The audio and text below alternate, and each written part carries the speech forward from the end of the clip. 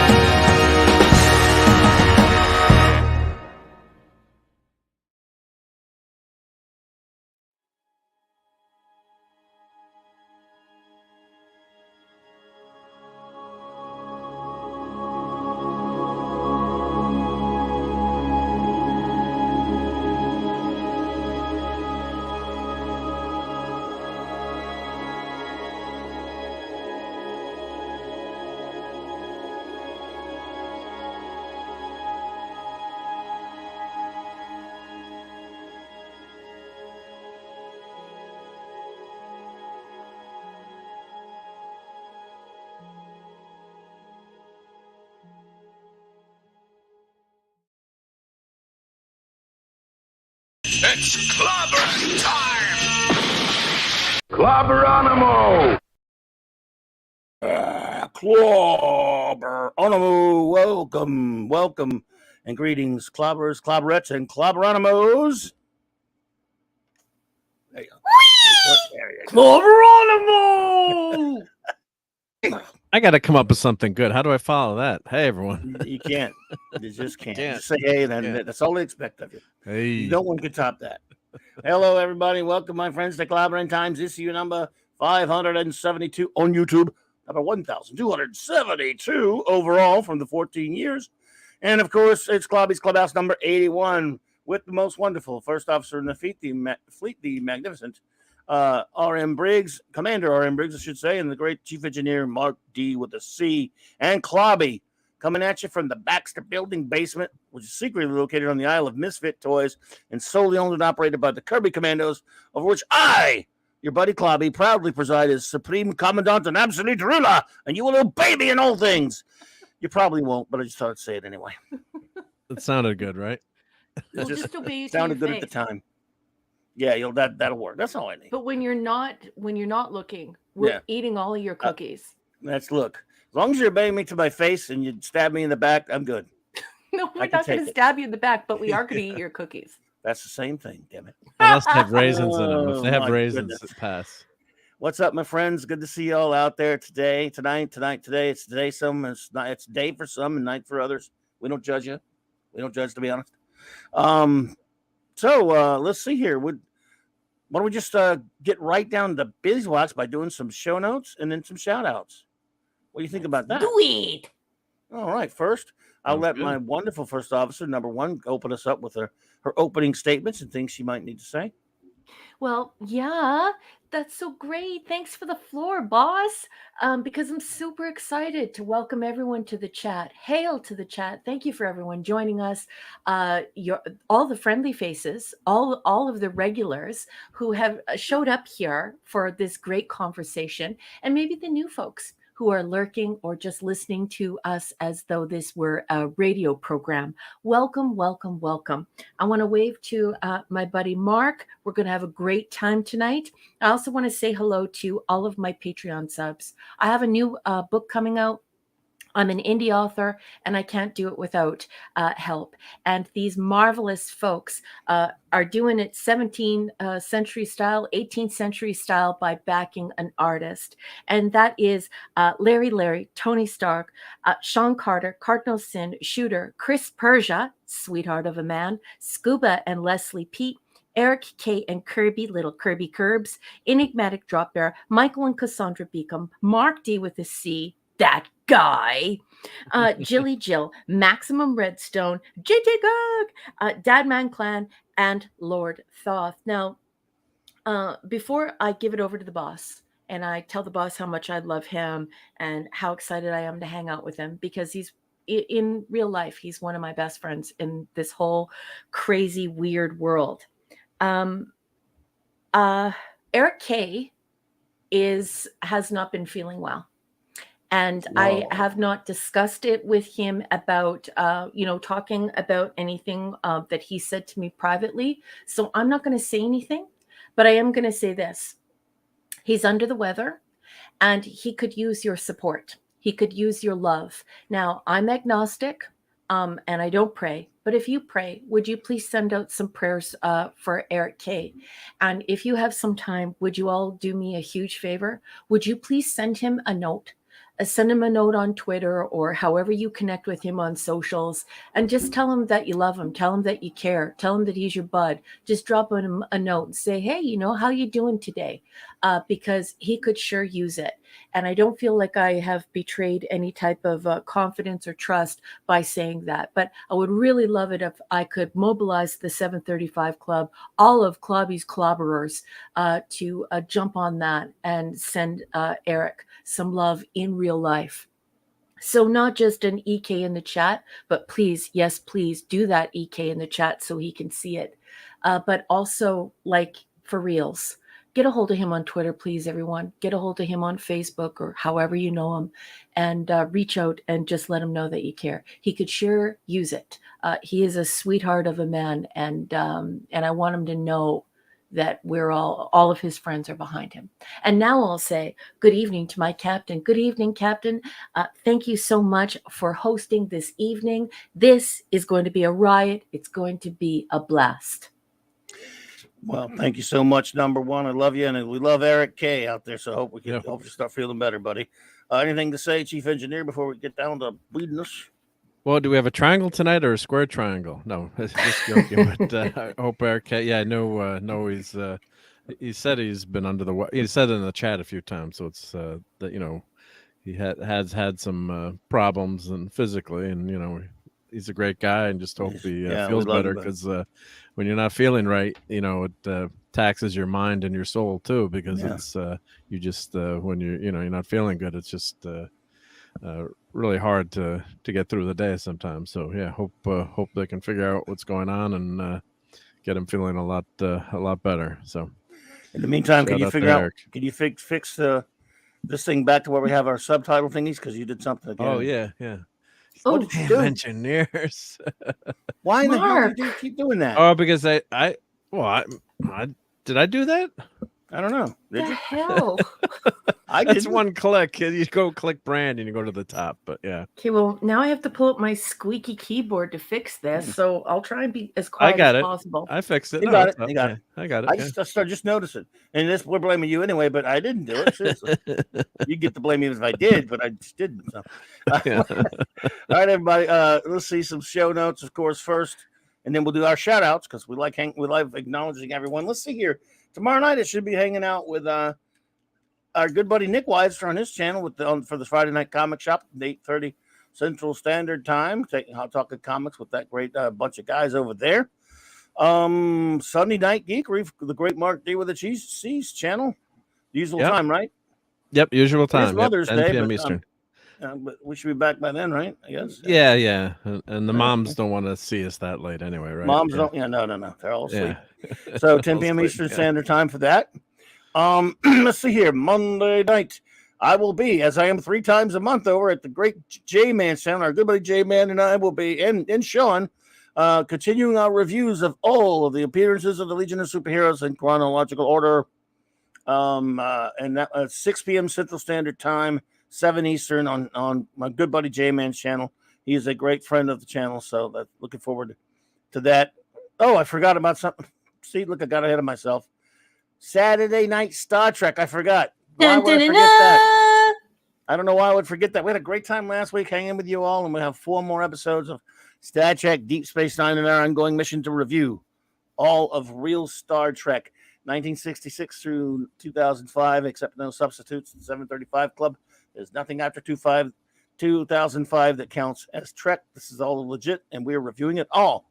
So, is there time travel this week? Do we need to invite Captain Listen, Infinity? we No don't comment. pre-talk We're about not the talking about shows. it. Shin Stop. kicks. Why would you Shin do that? kicks. What is wrong with you? Well, that's not reviewing it. That's mentioning what everyone's watching the no episodes. Spoilers. No. No It's not a discussion. spoiler. Shin kicks. Shin kicks. No, everyone disregard what the engineer said. We're not Yes. supposed to. The panel's not supposed to talk about the freaking episode. That is true. And we if he review it. tries again, folks, you can ask for his agonizer. You could put him in the agony booth. You could put him through the Klingon rite of ascension, or you could just cut to the chase. All right. Cut to the chase, pun intended, and rover his butt. Well, everyone should Anyway. have watched the episodes by now, right? Well, Come no, yeah, it's not that. We just said we can't talk about them until anyway. Let's. Why did that have to happen? Why derail? I derailed it up by missing this and doing things backwards, and you make it worse. Good Lord. That's all right. Mark. Monday night, Mark C. Comics Talk. After on with J-Man's show, we'll have Monday night Mark C. Comics Talk. Our good buddy Jason Sandberg will be here to talk about a little bit more about his great comic Jupiter, which I'm looking forward to, that he's having crowdfunded in Indiegogo. And there's a link in my description below. If you have not, please go follow that link below and take a look at his new comic that he's got coming out. It is fantastic and looking forward to it. I have backed it. Or have I backed it? No, I cited it. So anyway, there's that. And then a week from this Monday, I am proud to announce, I announced it a little bit last night, but a week from this Monday, May the 22nd, I will, on Monday Night Mark C. Comics Talk, I'll be hosting the great Gary of Nerdrotic, Gary Beekler, who has been just a great pal and just one of the greatest out there. Yes, of course, the best channel out there on YouTube and that talks about all this fun stuff. And he is a fellow comic shop owner. Run with it, Comic Shop Cabal. Well, we're not afraid of you, Gary. We're going to talk about comic shop memories and comics and other things, because we've wanted to do this for quite some time. Gary and I have talked about how we just kind of compare notes. I don't know, talk about some stories of our days running comic shops, and we get picked on for mentioning anytime we mentioned it. We've owned a comic shop, so this time we're going to be mentioning it for a good while, and it's going to be so fun.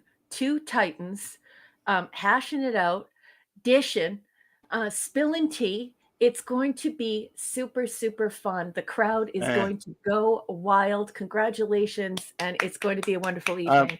Gary's the Titan. I'm the nobody, but Gary's such a great guy.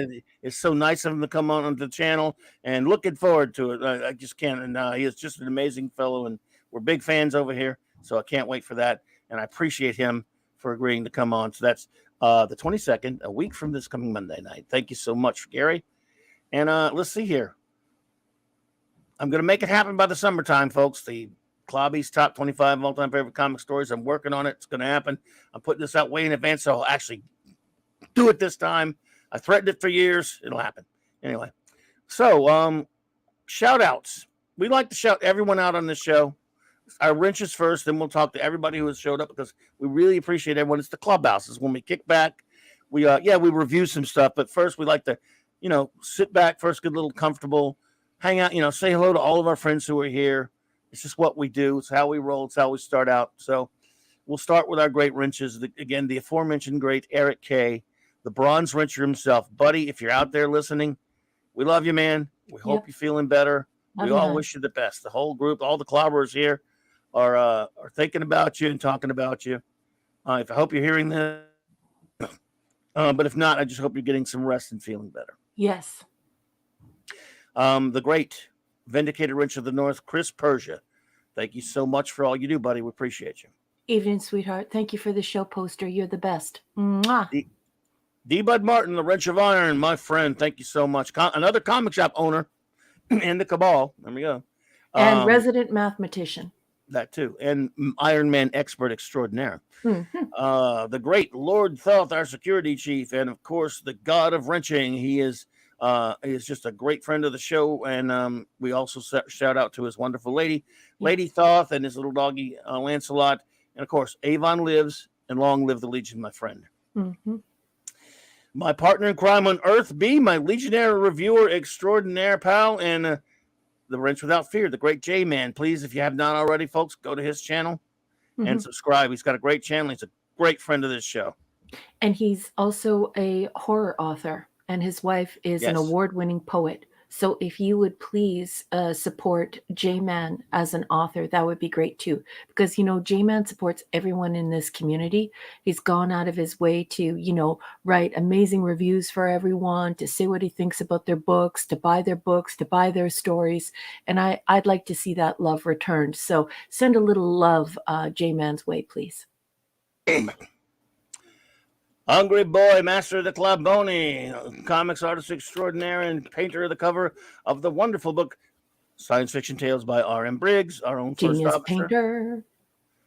The Super Wrenches Preem, Kal-El. Real soup. All right, buddy. Good to see you. Maddie's daddy. We love Maddie's Richbionia, Thor in Vegas, and that old rascal Fanty outside here. Now let's see who is in the chat tonight with us. Let's shout them all out. Let's get them. We just like to make sure everyone knows how much we appreciate them being here.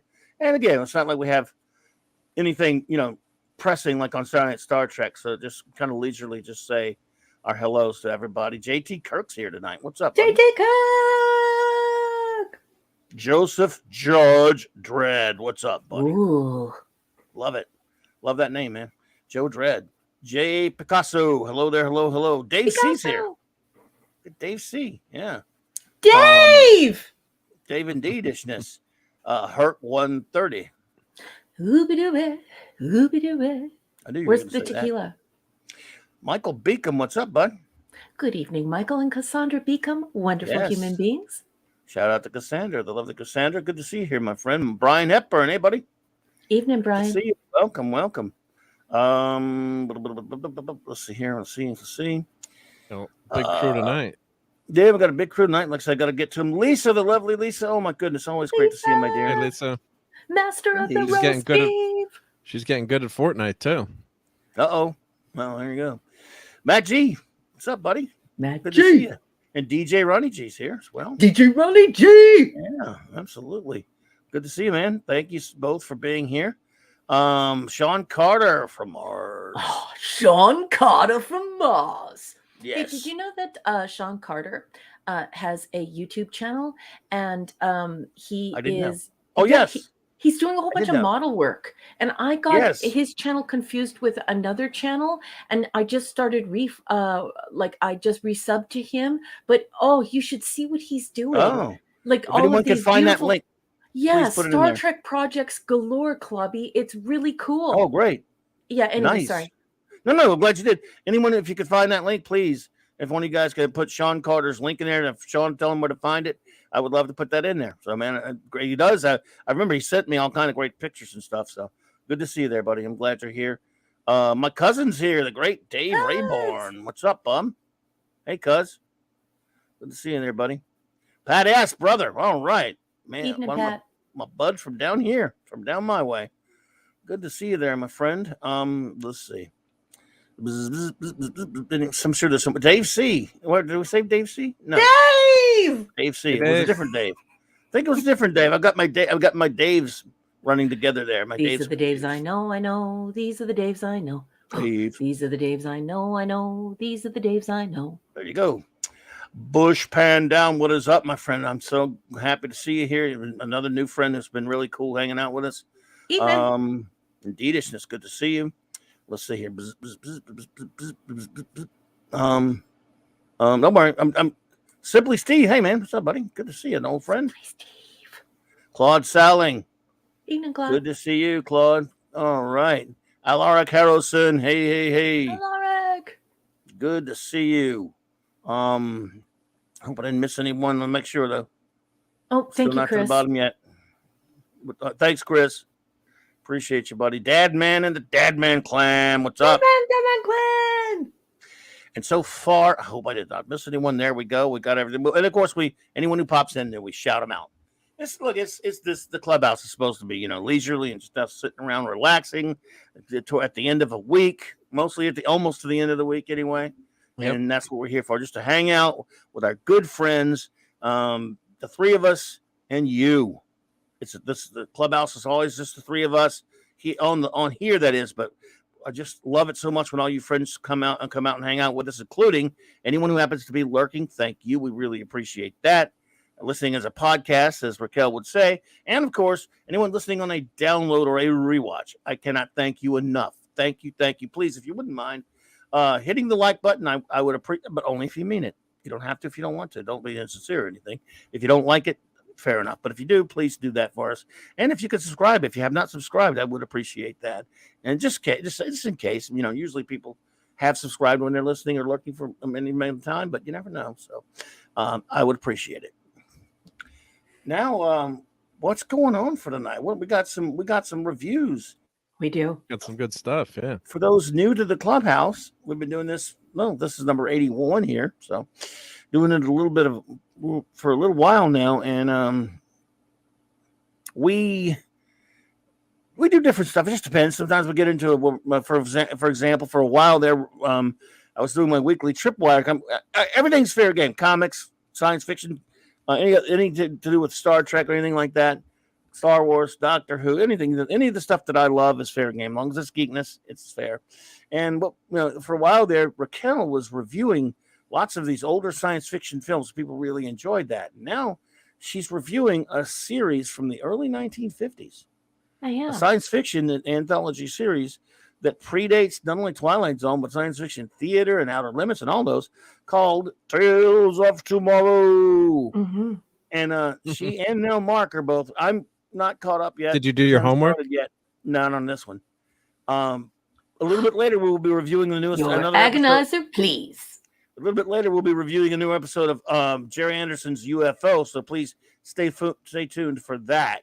Yes. But first, we have Tales of Tomorrow, and you're right. I deserve the agonizer. Agonizer, please. So, without further whatever. Did you? No, or anything you want. Give me anything. Number one, you take the con and start out with the latest episodes of Tales of Tomorrow. Tales of Tomorrow. Dun, dun, dun, dun. Picture a show that predates mine by 10 years, and I'm not very happy about it. It is Tales of Tomorrow. Well, the reason why we're celebrating Tales of Tomorrow is, first of all, it's some quality writing, and it's really the birthplace of many authors, including, I have been informed, Arthur C. Clarke, some really great H.G. Wells, other authors here. So, but it's also sending a message, I think, to review something like this, not only just for enjoyment, but to demonstrate something that's missing from Hollywood right now with all this corporate writing. And it's why Hollywood sucks so much right now. And that is the death of the short story. When you take a short story, and you put it in the hands of experts who turn it into a teleplay, and they adapt it into a teleplay, usually wind up with something pretty darn spectacular, because somebody thought of this beautiful concept and wrote an entire story, and then somebody says, hey, wait a second here. I think this would be great in celluloid. Let's get this down on film. Let's get this on TV. Let's get this in film. And it's because someone took some time with it. Okay. So this is my promotion. It's my way of promoting short stories, these short fiction forms, this type of prose that I love so much. And so we're going through Tales of Tomorrow, which is now in the public domain. So this is wonderful. You don't need a special membership. You don't need some sort of subscription or a new streaming service. This is available everywhere, and it's free. So tonight we are on Tales of Tomorrow, What You Need. Hey, Donnie Pearson. Welcome, Donnie Pearson, by the way. Hello, Donnie Pearson. Donnie Pearson says it's National Twilight Zone Day. That's odd, but go for him. That loves Twilight Zone. That's going to be a huge coincidence then, because no, there was such a thing. Did you? No, I didn't know that, but there is. So can we get some confirmation on that? Chris is here. Chris Persia could check and see if that's true. But with I love Twilight Zone, but I know it was a day for it. Yeah, because there would be a tie-in to this evening's presentation. Okay. Okay, so season one.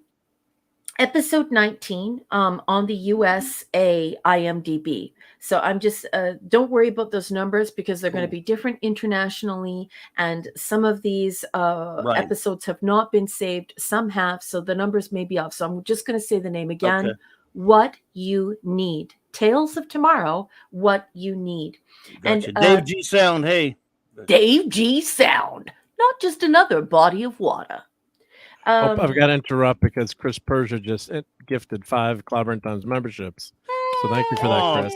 Thank you so much, Chris. You're too kind, buddy. Thank you. Thank you. So this first aired on February 8th, 1952. And the story was written by a gentleman by the name of Henry Kuttner. And the teleplay was developed by a gentleman named Mel Goldberg. Now, there are, summaries on IMDb, but they're mostly terrible and highly inaccurate. So I just took some notes. So I'll go through my notes, and that'll sort of give you an idea of what this episode is about.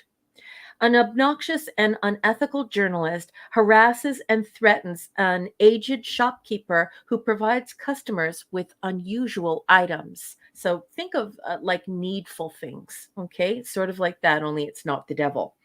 The shopkeeper provides the journalist with what he needs, and he does it free of charge. And he does this because of how obnoxious and unethical and horrible the journalist is. And it's a pair of oversized scissors. And when he gives him the scissors, he says, "You can take these. This is what you need, but I don't want you to ever come back here again." Okay, so so the guy, the journalist, he meets with his girlfriend at an automat. And everyone here is familiar with what an automat is, I hope. No, I think you need to explain. We got some youngins here, probably. Okay, Yeah, so old. In Holland, they have an entire system of eating in restaurants where it's little doors, and you pay an amount of money, and there's a chef behind the door, and they make hot food to order. So it's a little bit above vending machine. It's not quite vending machine. It's kind of more like diner food, but you don't get the whole meal. It has to be like on a little plate, so like croquettes and things like that. And so in the 50s, in the 1940s and the 1950s in North America, the Dutch import of the automat was here for a time. Here in North America, yeah. People were pretty obsessed with the idea of TV dinners. This is a time in history and socio-historical context. This is a time in history when most women, it would take them, 5, 6, or 7 hours to prepare supper.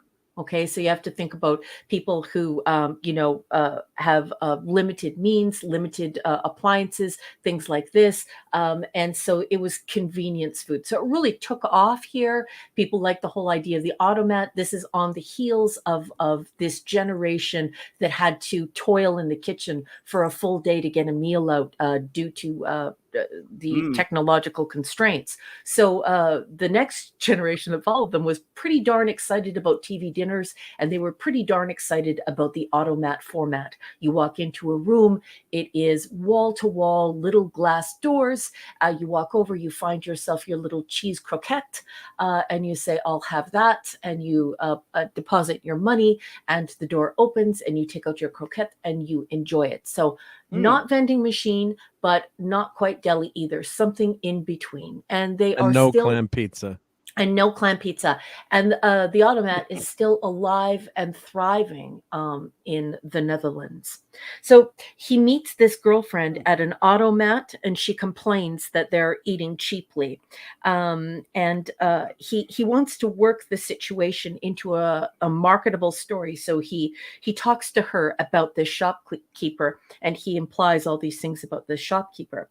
And so then he winds up going to the local paper editor, and he says, "Look, I've got this old man. He's up to something. He's giving people these packages for exorbitant amounts of money, and I think there's something fishy going on here. And the local newspaper editor says, "Don't be ridiculous. I don't want anything to do with you. Every previous story that I have purchased from you has wound up to be a kooky mess, and it was libelous. So we had to do a retraction, and I don't want the legal trouble."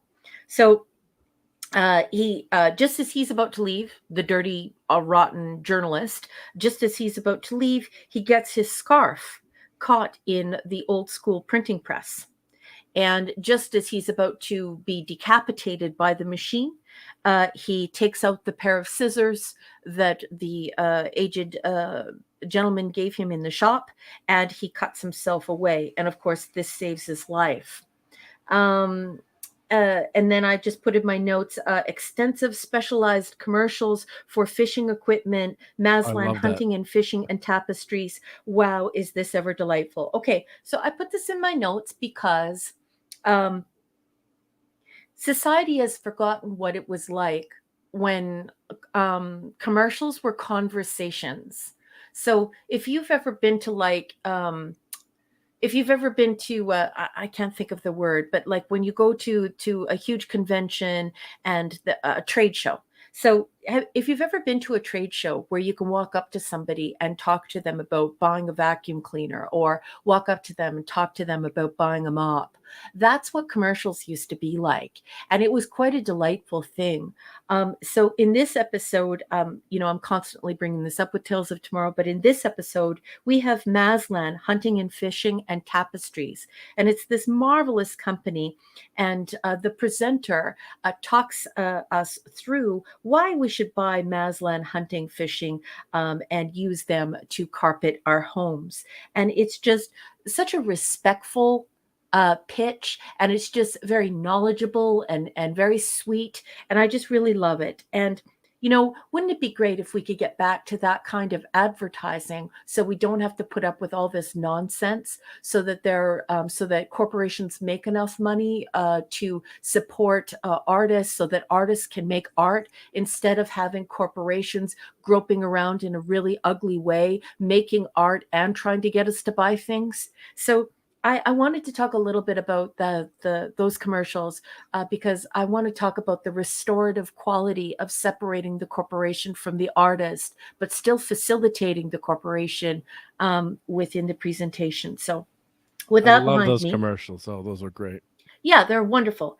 It's a conversation. It's like being at a trade show and having a conversation. There's no hype. There's no ridiculous bull crap. There's no Baptist preacher thundering and yelling or any gimmicks. It's just calm and very dignified. It's dignified advertising. Anyway, I'd like I to see. was going to say I wanted to look them up on the internet. Like, can I go buy that jacket Yeah. or vest right now? Yeah. Right? It was well done. It was really good. Well, because you trust the person giving the spiel. Yeah. So very well said. Yeah. Did you take down the phone number? I didn't, but I'm gonna go back now and maybe check Wouldn't for it- that company. Yeah, I wonder if there's still Yeah. in existence. Yeah. Like, remember when buying things was dignified and you felt like you were someone special, and that something special was happening when you bought things?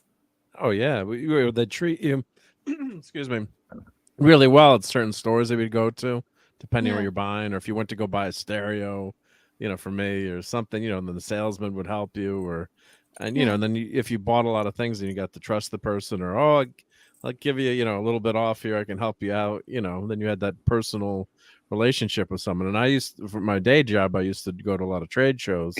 Yeah. And work the shows, so you demonstrate the tools. We had a lot of strippers in our company, but they were for electrical strippers, so that was their tag. I'd always say, "Do you want to see our strippers?" Oh, And, it was bad. Well, Yeah. but then you'd have people come talk to you, and the funny thing that we're getting aside here, but I mentioned my dad was an inventor, and one of the funniest times is like, I bet you the son of a bitch that invented this is probably in the Bahamas. He must, on a beach somewhere. He must be really wealthy. And my dad's like, yeah, one of that son of a bitch. Yeah, where is he right now? And it's like my dad demonstrating the tool at the trade show. So, but yeah, that is a lot. When you have that personal relationship with someone, it's really something a lot different than It is. these commercials made by rote or by algorithm, I guess. Yeah. And that's why a lot of people, as quote unquote, you see, if a YouTube influencer, which I don't like that term, but if there's someone I trust or online or a reporter or someone who's doing a review, you get to trust that person, or it's like a movie critic, then you follow that person and you like them and you get to know them. So that makes a big difference. Yeah. It does. It does. And so I'd like to see a return to it. And then, and then we can have that restorative relationship, right? Because television was made to sell products. But there was a clear distinction betwixt the corporation that wanted to market things, and they would have product placement like cigarettes and juice and vacuum cleaners and so on and so forth. Yep. And there would be this pause for this integrated commercial. But the reason why they were doing that is because they were paying these artists and these authors and these big bands, even in these television shows, to produce this amazing content. So the product was separated from the content, and so the artist was basically, these corporations were the patrons of these artists, and it facilitated art and writing and authorship. So and I like to bring that up, not only because I'm a communications and technology scholar, so I'm a giant nerd, and I'm so sorry for this digression, but I want folks to be cognizant of that broken relationship and how that relationship has been exploited to the maximum, and all of the dignity and the respect has been removed. It's been sucked out of it. And now it's just all product, and it's all controlled by the corporation. Keely Chow, by the way, roll tide, buddy. Keely Chow. Yeah, like even with this corporate equity index, we're seeing the admission of the corporation that they're in charge of this product. It's not storytelling, it's product. Anyhow, let's get back on track. So we returned from that delightful presentation of hunting and fishing gear and tapestries.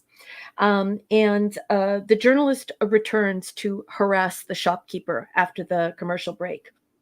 It is revealed that he accidentally invented a technology. So this shopkeeper didn't do this on purpose. There's nothing magical happening. He invented this technology. It's a machine that gives him sort of a look at possible futures for someone. So it's science fantasy, right? Not magic, but science fantasy. The journalist violently presses the old man, despite discovering that the old man is nonprofit. So he has these return clients who he's helping, with what they need, by helping them for what they're going to face. But he's not doing it out of profit. He pays off his bills, and he's just trying to make the world a better place. At which time he reveals that one of his clients could have been murdered that week by somebody who breaks into his apartment. But he comes to him and he says, what do I need? And he gives him a gun. And he goes home, and he's able to protect himself against this very aggressive, violent thief. And that gentleman goes on to invent a polio vaccine. So, and the scientist explains this to the journalist. When was the polio vaccine created? Was that almost around this time, or was it, or it had already been created? And this was just. Well, there are two, right? And I always get them mixed up. One is the Sabin, and one is Salk. And I think Sabin is the one that you take orally, and Salk is the injection. And both Sabin and Salk used the vaccine on their own families. They believed in it so much before releasing it to the public. So anyway, really, really cool that the scientist says that, because he's like, look, I invented this thing. This thing does this. It shows me the possibilities, and I'm trying to use it for good. I'm not using it to make money.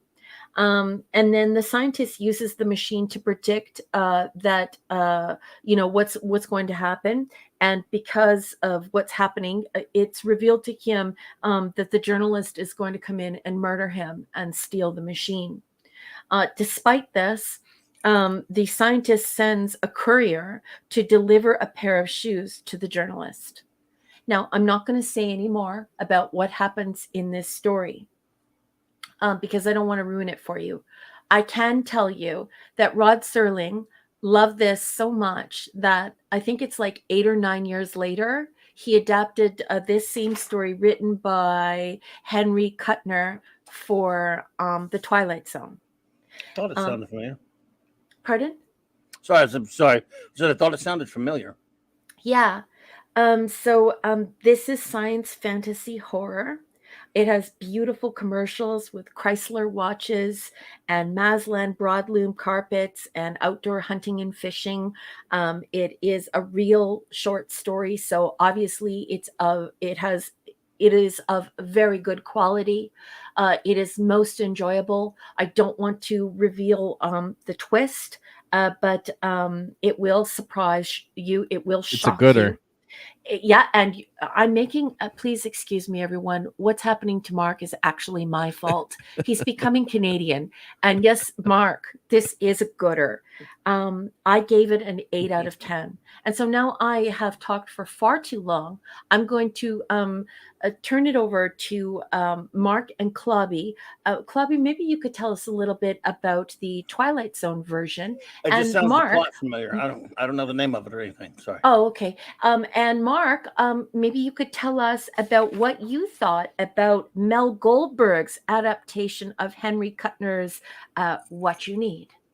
Well, I loved it. I thought it was fantastic. So it's the kind of episode that makes you think, and without obviously spoiling the ending, it's a very poignant ending, and it's something you could talk about and discuss, and the rights or wrongs of it, and it puts the viewer in the position to choose or maybe think of what they would have done.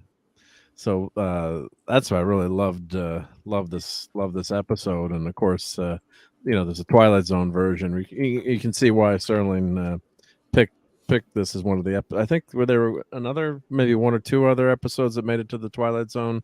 Yeah, I think so. Yep. But you can see why, because this story grips you right away. When you're thinking of what would I do in this case, and then this person has all this power, the shopkeeper, with this invention too.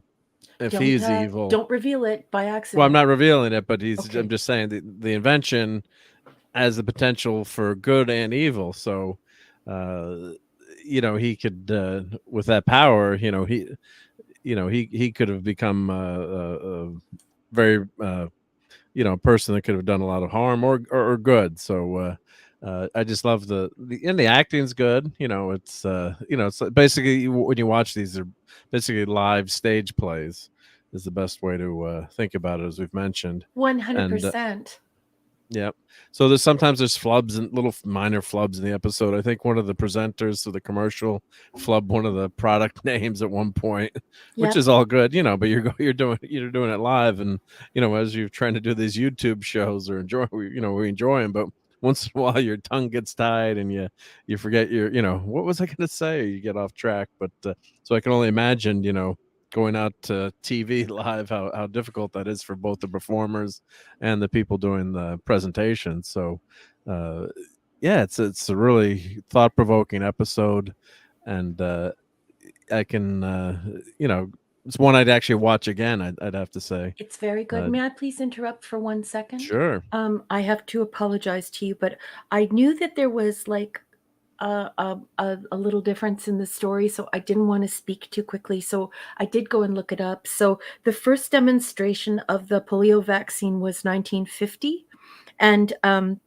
It was the live attenuated virus. So it's what people drank. So the people used to drink it. I think the first killed one was Jonas Salk.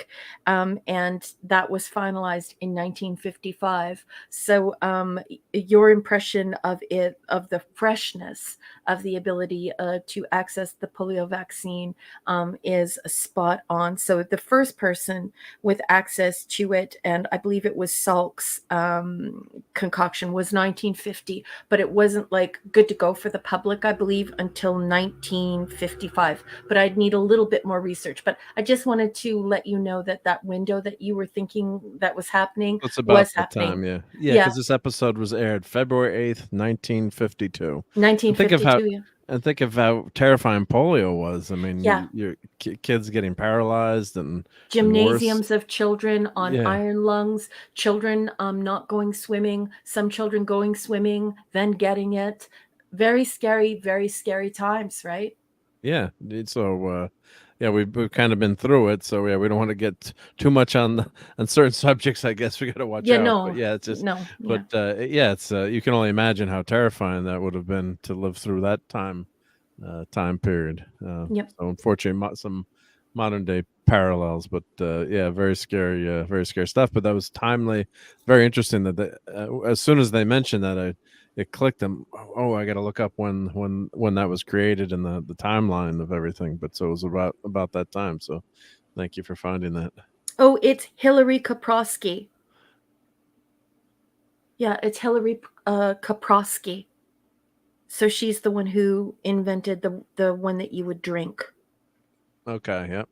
And that was in 1950. 1950. And then it was Salk, and then it was Sabin. So Kaprosky, people, yeah. 50, Salk, 55, Sabin, 61. That's your timeline, Mark. Yep. So And very much in the public consciousness. Oh no, it was well, just yeah, it's really timely episode in some ways, and in other ways, it's terrifying.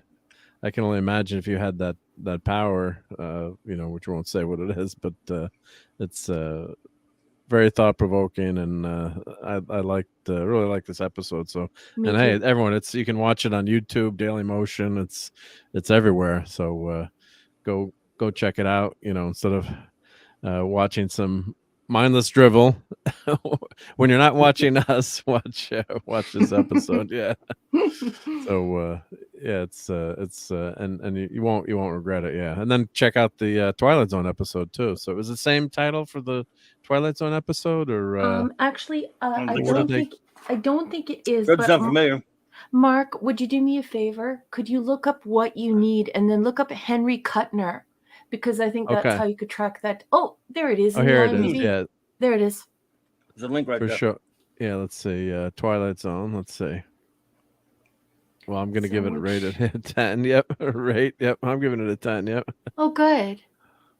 So wait. Oh, now it's asking me to sign in all this stuff. Let's see. 7 years later, adapted by Rod Serling for his show, The Twilight Zone, but it doesn't tell us the episode. But I'll look that up. You can find it on Kuttner's credits, probably. Yeah, that's what I was gonna say. Yeah.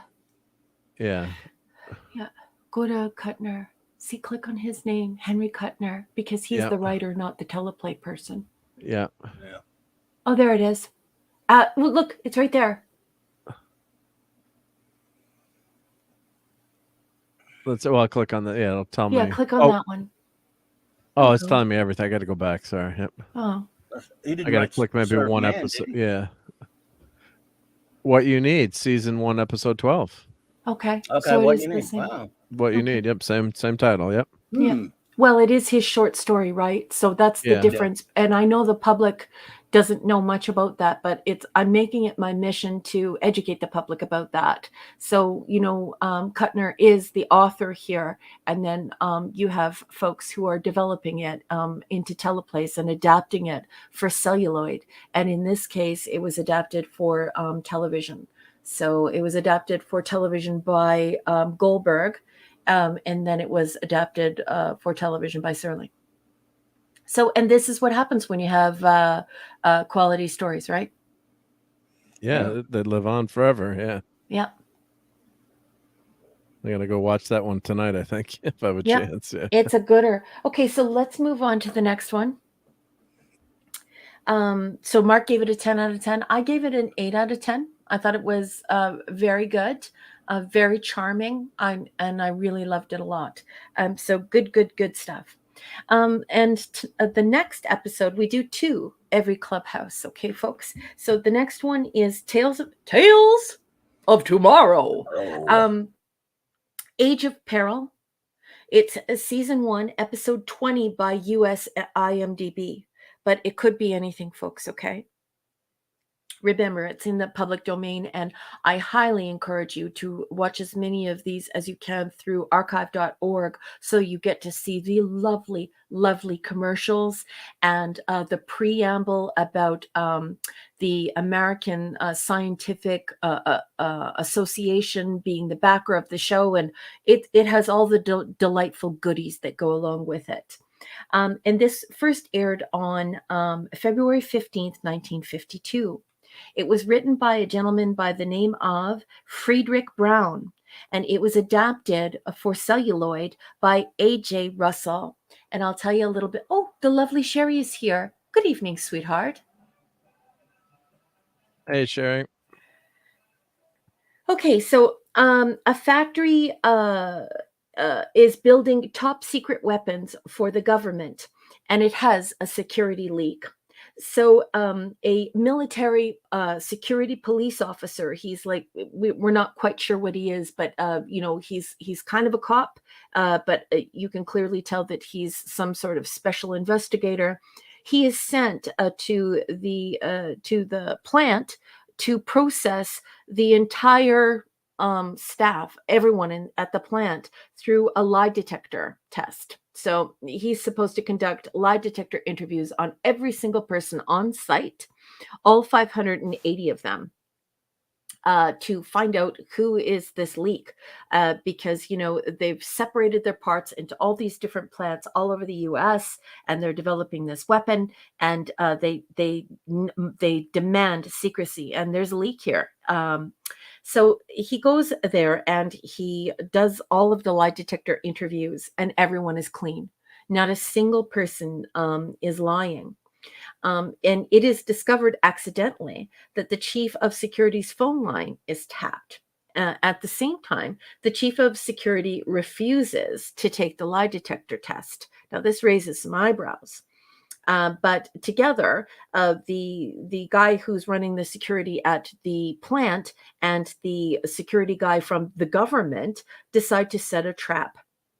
And they plant a camera inside of the vault where they are keeping all of the top secret documents for this weapon that the government is developing. And they identify an employee through a photo.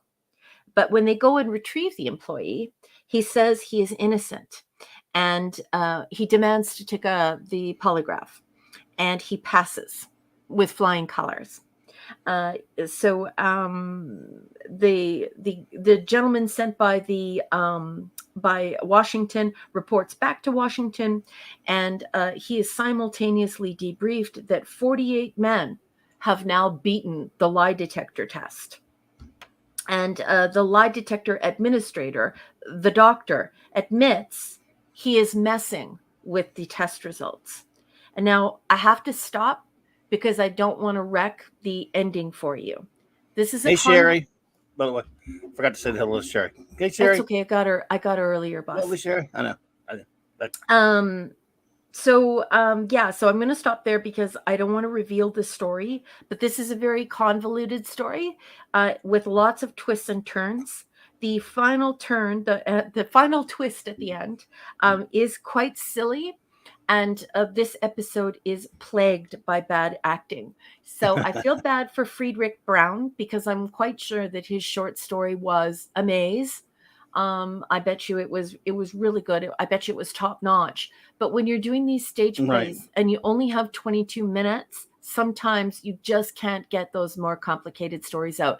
And it's evident I've never read this short story because I'm not familiar with Friedrich Brown, but I can say that it's evident that this story was perhaps a little too complicated to put into a television show, or maybe AJ Russell just didn't do a very good job of adapting it. So for this one, because of the silly twist and the bad acting, and it is a very silly twist at the end, I'm just going to give it a 5 out of 10. And now I'm going to turn it over to the captain and turn it over to Mark. Quick question. Yes. No, I'm sorry. Go ahead. I didn't mean to cut you off. No, go ahead. I wonder if this is the Friedrich Brown who wrote this short story for Arena for Star Trek. Let's go check. I wonder. Just maybe it isn't, but I think it might be. Let me check, boss.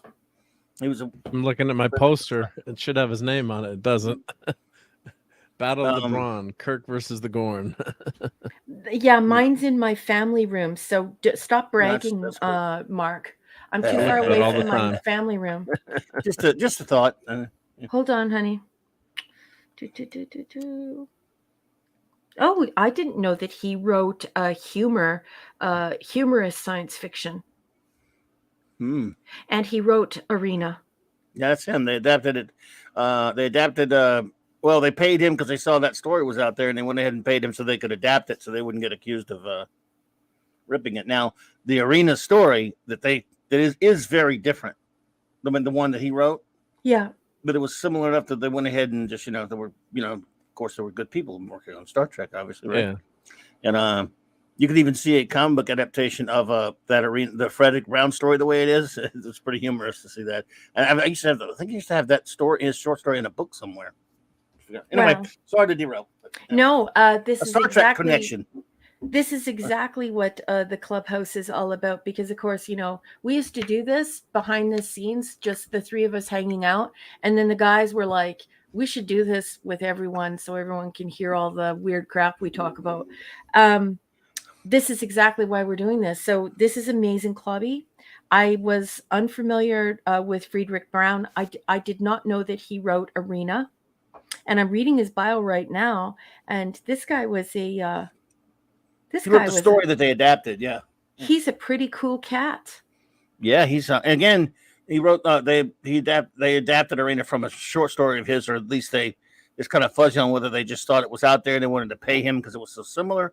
I'm not sure what, but yeah, he's, here we go. We had a Twilight Zone connection for the last episode, and we got a Star Trek connection for this one. Gotta love science fiction. Yeah. Holy Nuckfuts.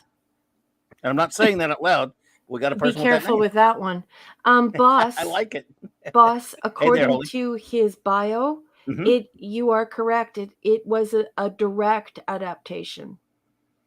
So he wrote novels, but he was a short story author. He wrote mystery, science fiction, fantasy, horror, and he was known for having like a comedic spin on it.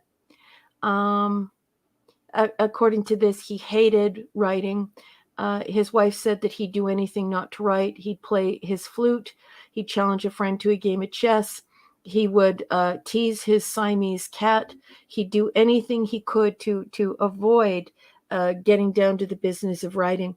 What an interesting person, and what a wonderful, what a marvelous addition. I love you, Clubby. That's great. Stunt Brat's here. Stunt Brat. Hey, good hey, gorgeous.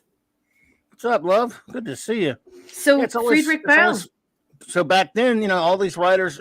What's the common denominator here? Science fiction writers were fascinating individuals and quite a character sometimes. They're all, and they were real true writers. These guys. Well, I was right that this story was a lot longer and complicated, and that Goldberg didn't do a good job of adapting it. How do you like that? Anyway, I stole Mark's thunder, though. So go ahead, Mark. What'd you think of the episode? Oh no! I bet you $1 million. Mark totally enjoyed that because he's a trivia junkie. No, but that's great. What a great memory you have to remember that. I don't remember, but that was the episode of Arena, so I had to know it. Now go ahead and do the episode, Mark. Oh, where's my Gorn? Where'd my I Gorn love go? your Gorn. Ouch! I can only find the Funko Popcorn. Oh no! Go ahead. We don't need to see. I'll find it later. We don't need to see no Funko Pops. Just No, I was Dang finding it. my good Gorn. I don't know where he went. I don't know if he walked off somewhere. Little Maybe corn Kirk. later. Yeah, They have business but to take to.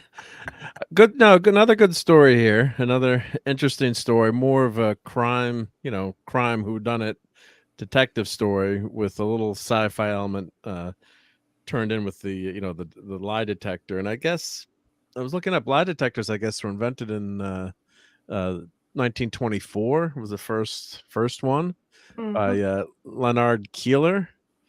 And so this would have been in the public consciousness too, I guess, as the polygraph test or lie detector gets more and more I should say popular, but used more and more.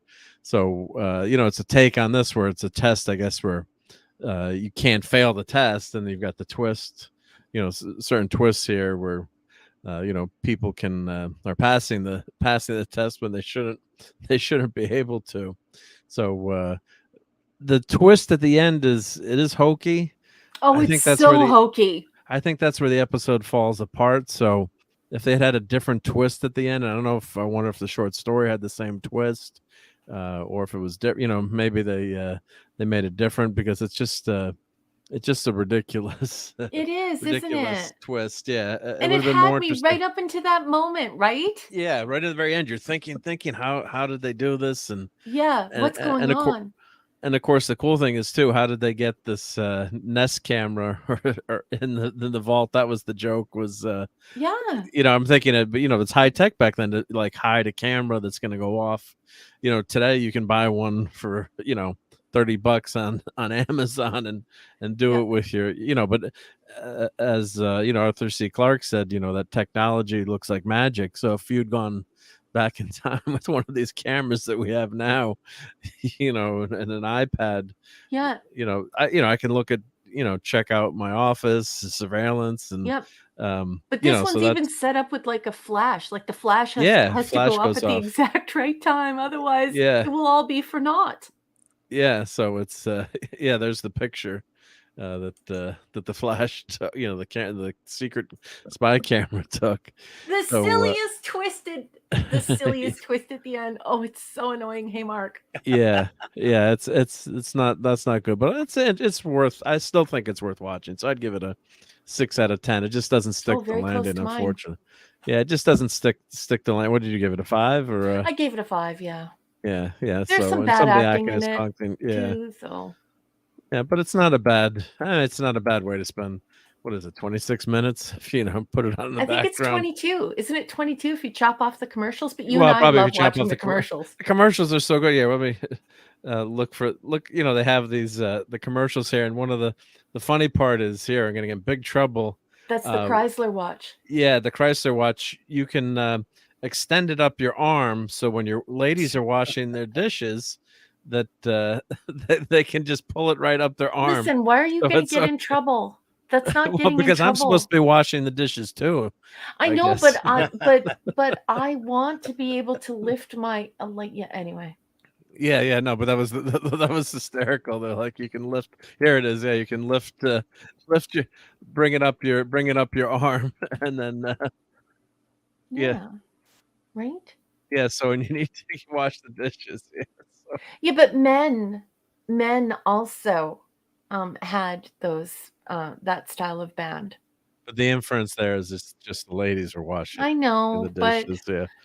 that's What the time. Those were the it. times, right? Yeah. No, Yeah. those were the times. Yeah. And not to mention the fact that, like it just so happens because, I worked in restaurants my whole life, that something like that is important to me, because if I have to wash up after, Yeah. making something either for the public, a customer, or for my family, I want to get my watch out of the way, and I don't want to have to take it off. You know what I mean? Yeah. Especially if you're, mixing meat and things like that. So for me, I was just like, oh, that's great. And the thing that I also love is that is the Chrysler advertisement just for the band. So what's on it is the dud. But if you see the other Chrysler watches, they're the size of the watch that I have now. So I've had the same watch for 30 years, and it is very, very tiny. It's super tiny. Like it's smaller than a dime. And I love it so much. And they don't make watches small like that anymore. All the watches that they make are huge. And I have very, very small wrists and very, very small ankles. So these huge, nasty, clunky, gaudy watches don't look good on me. So I love seeing the Chrysler ads because I'm like, hey, remember when people wore normal size watches?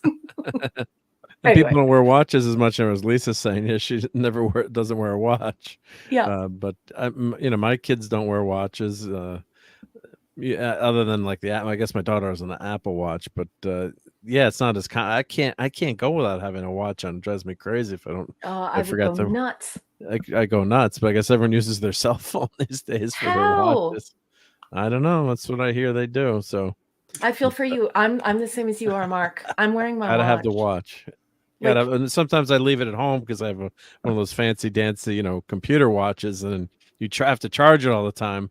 Then you leave the house. Oh, I forgot my watch today. Yeah. I know there's a lot worse problems out there, but right. Yeah.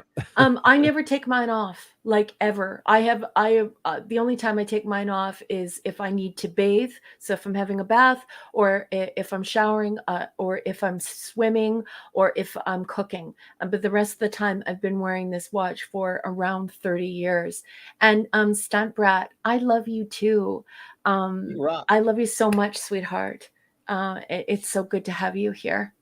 It's always amazing and flattering to me that the stunt woman from Star Trek shows up to the clubhouse to hang out with us. I just think that it's so cool that she does that. And yeah, I love her. Anyways, good to see you, sweetheart. Yep. Good to see you. Our episodes for next week are going to be, we've already done Memento. Well, here, I can show my spreadsheet. Yeah, do it. Just don't dox yourself, please. No, I'm not signed in, so yeah. Okay. Let's see. Let me present again. I got to get back to the right tab.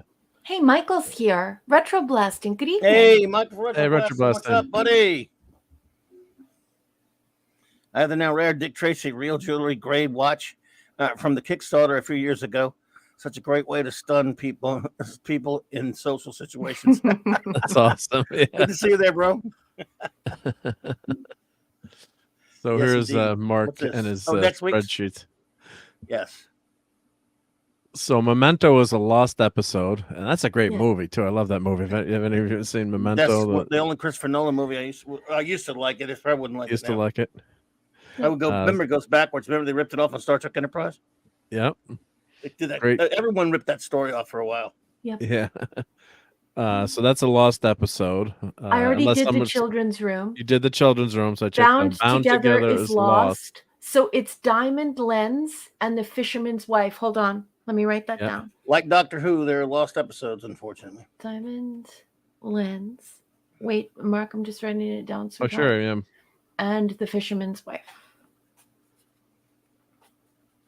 So I didn't check to see if those are available. I'm assuming those are. Yeah, I was just about to say to everyone, the reason why Mark made us a spreadsheet is because when these were very recently released to the public domain, but then it was very quickly revealed thereafter that different venues had all different episodes, and some of the episodes were lost, and some of the episodes are available. And so Mark, because he's an amazing friend and is incredibly thoughtful, took all the episodes I had already reviewed that I watched through my Fire TV here in Canada, blocked them all off, found which ones were missing so that we could tell you about them, because we want to tell you about every missing episode. And then put together the list of the ones we hadn't watched yet. So this is the coolest list ever. I was previously doing it with a pencil and a piece of paper. This is far more convenient. So everyone, please doff your cap to Mark D with a C. Thank you. If I had love being organized this way. Even though I don't know what doffing is, I'd do it. Well, engineering school will do that to you with spreadsheets, but I'm not seeing that in my download folder. The Fisherman's Wife. The Fisherman's Wife and Diamond Lens. Let me go look. Maybe go look and see if it's we'll let people know, I guess, too, what we have if those aren't available. But Can you ask your Alexa? well, I'll just goggle it. Yeah, but it's not quite as good as Alexa. Yeah. What? She'll answer me back. I use her for everything. Alexa. Okay, so I'm seeing it on YouTube. Okay, good. So it's Diamond Lenses on YouTube. Okay, and then the next one is called Fisherman's Wife. Hold on. Oh, so that's at So least you got a that's good ways to go. At least you got plenty of episodes to go. Yeah. So that's good that one's available. So yeah, so just and let's check. The Fisherman's Wife isn't. Hold on. Stud Brat says, Clobby, I'm Swiss. Never want to watch. I just know the time within 12 minutes. Perfect. Get out of town. There's no watch that would fit my fat wrist. Oh, I didn't know Stunt Brat was Swiss. I did not. I did not know. Yeah. Okay. Are you Swiss German or Swiss French or the type? I'm asking Stunt Brat. Or are you Swiss cheese? I'm a dual citizen. I'm dual citizen too. So sorry. I'm Swiss too. Yeah. And if you're on time in Switzerland, that means you're late, which is rude. I didn't get that gene from my dad, unfortunately. Okay. Well, I have to ask Siri. I'm going to hit mute because I'm going to ask Siri because I know that Alexa finds these for me when I can't find them through Google or DuckDuckGo. So hold on. 3 wags of a puppy's tail. Let's see if I can find it. Let's see.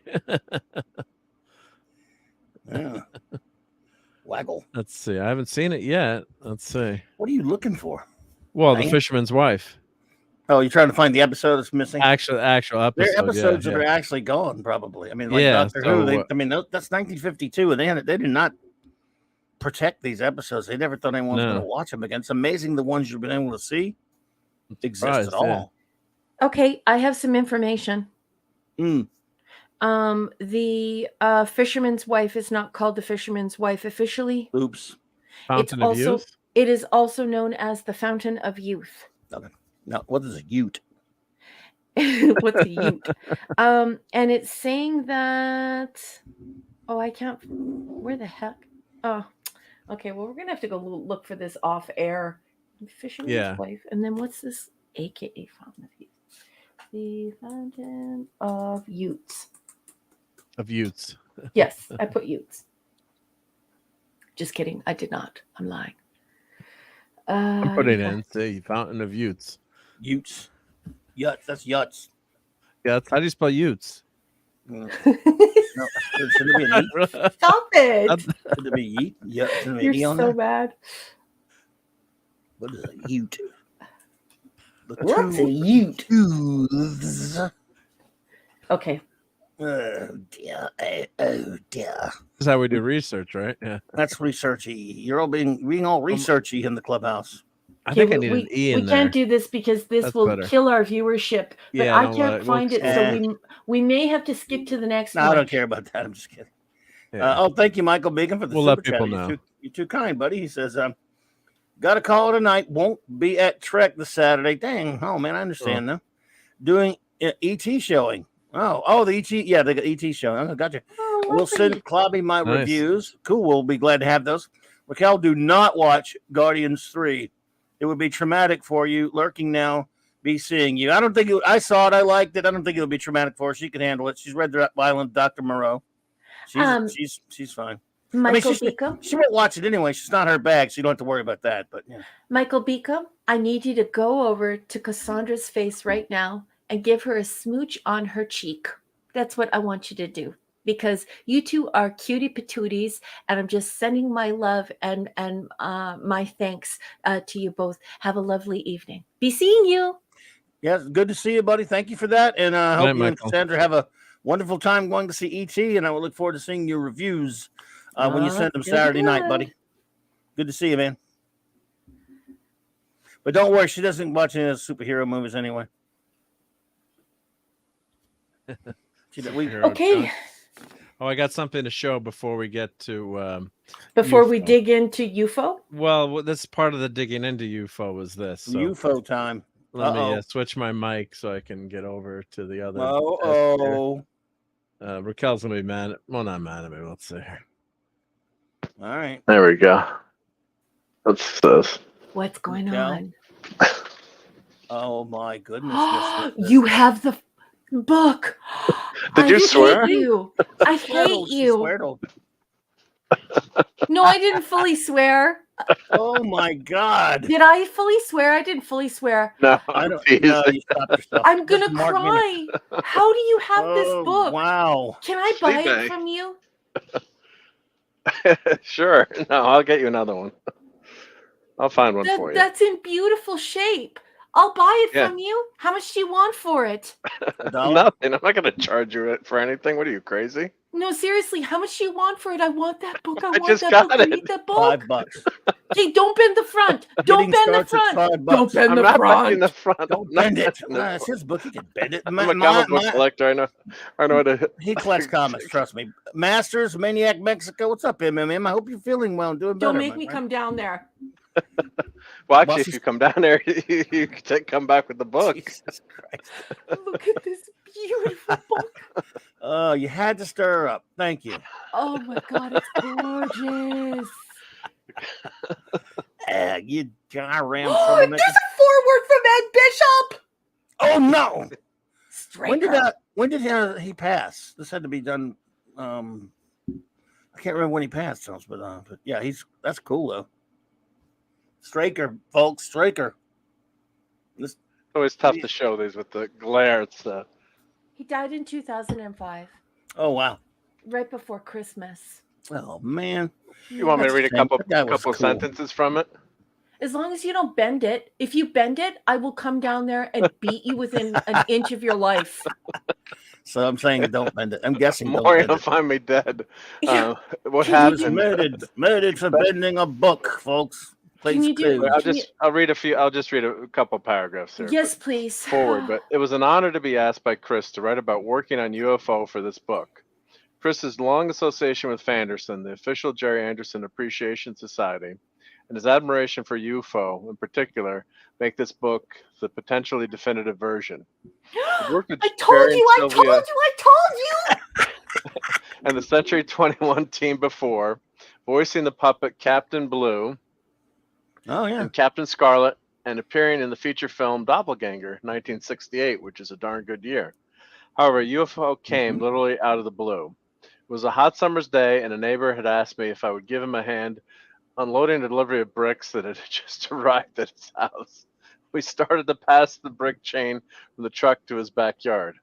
After an hour of this fun and games, my then wife called out that I was wanted on the phone. Who is it? I asked. Jerry Anderson's office, she replied. Sprinting from the bricks to the phone, I listened to Jerry's secretary and asked me to come to Pinewood Studios immediately.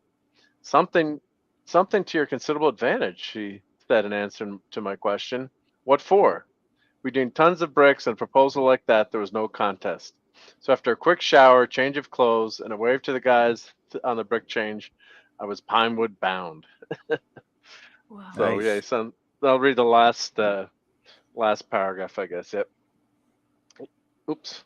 This book Camera. is in pristine condition. I don't want to mess up the. Yeah, be careful book, with the so- corner with that steel Yeah. thing sticking out, please. Don't It's got a mess the rubber. corner. Yeah, it's got a Yes, rubber. That's for reading books, so it's good. Yeah, it's got a rubber thing on it. Look, just don't mess I- the book, man. UFO may not have made the ratings of Doctor Who or Star Trek, but I feel it always appealed to connoisseurs of the genre. Yes. For me, it was the happiest and most rewarding event in my professional career.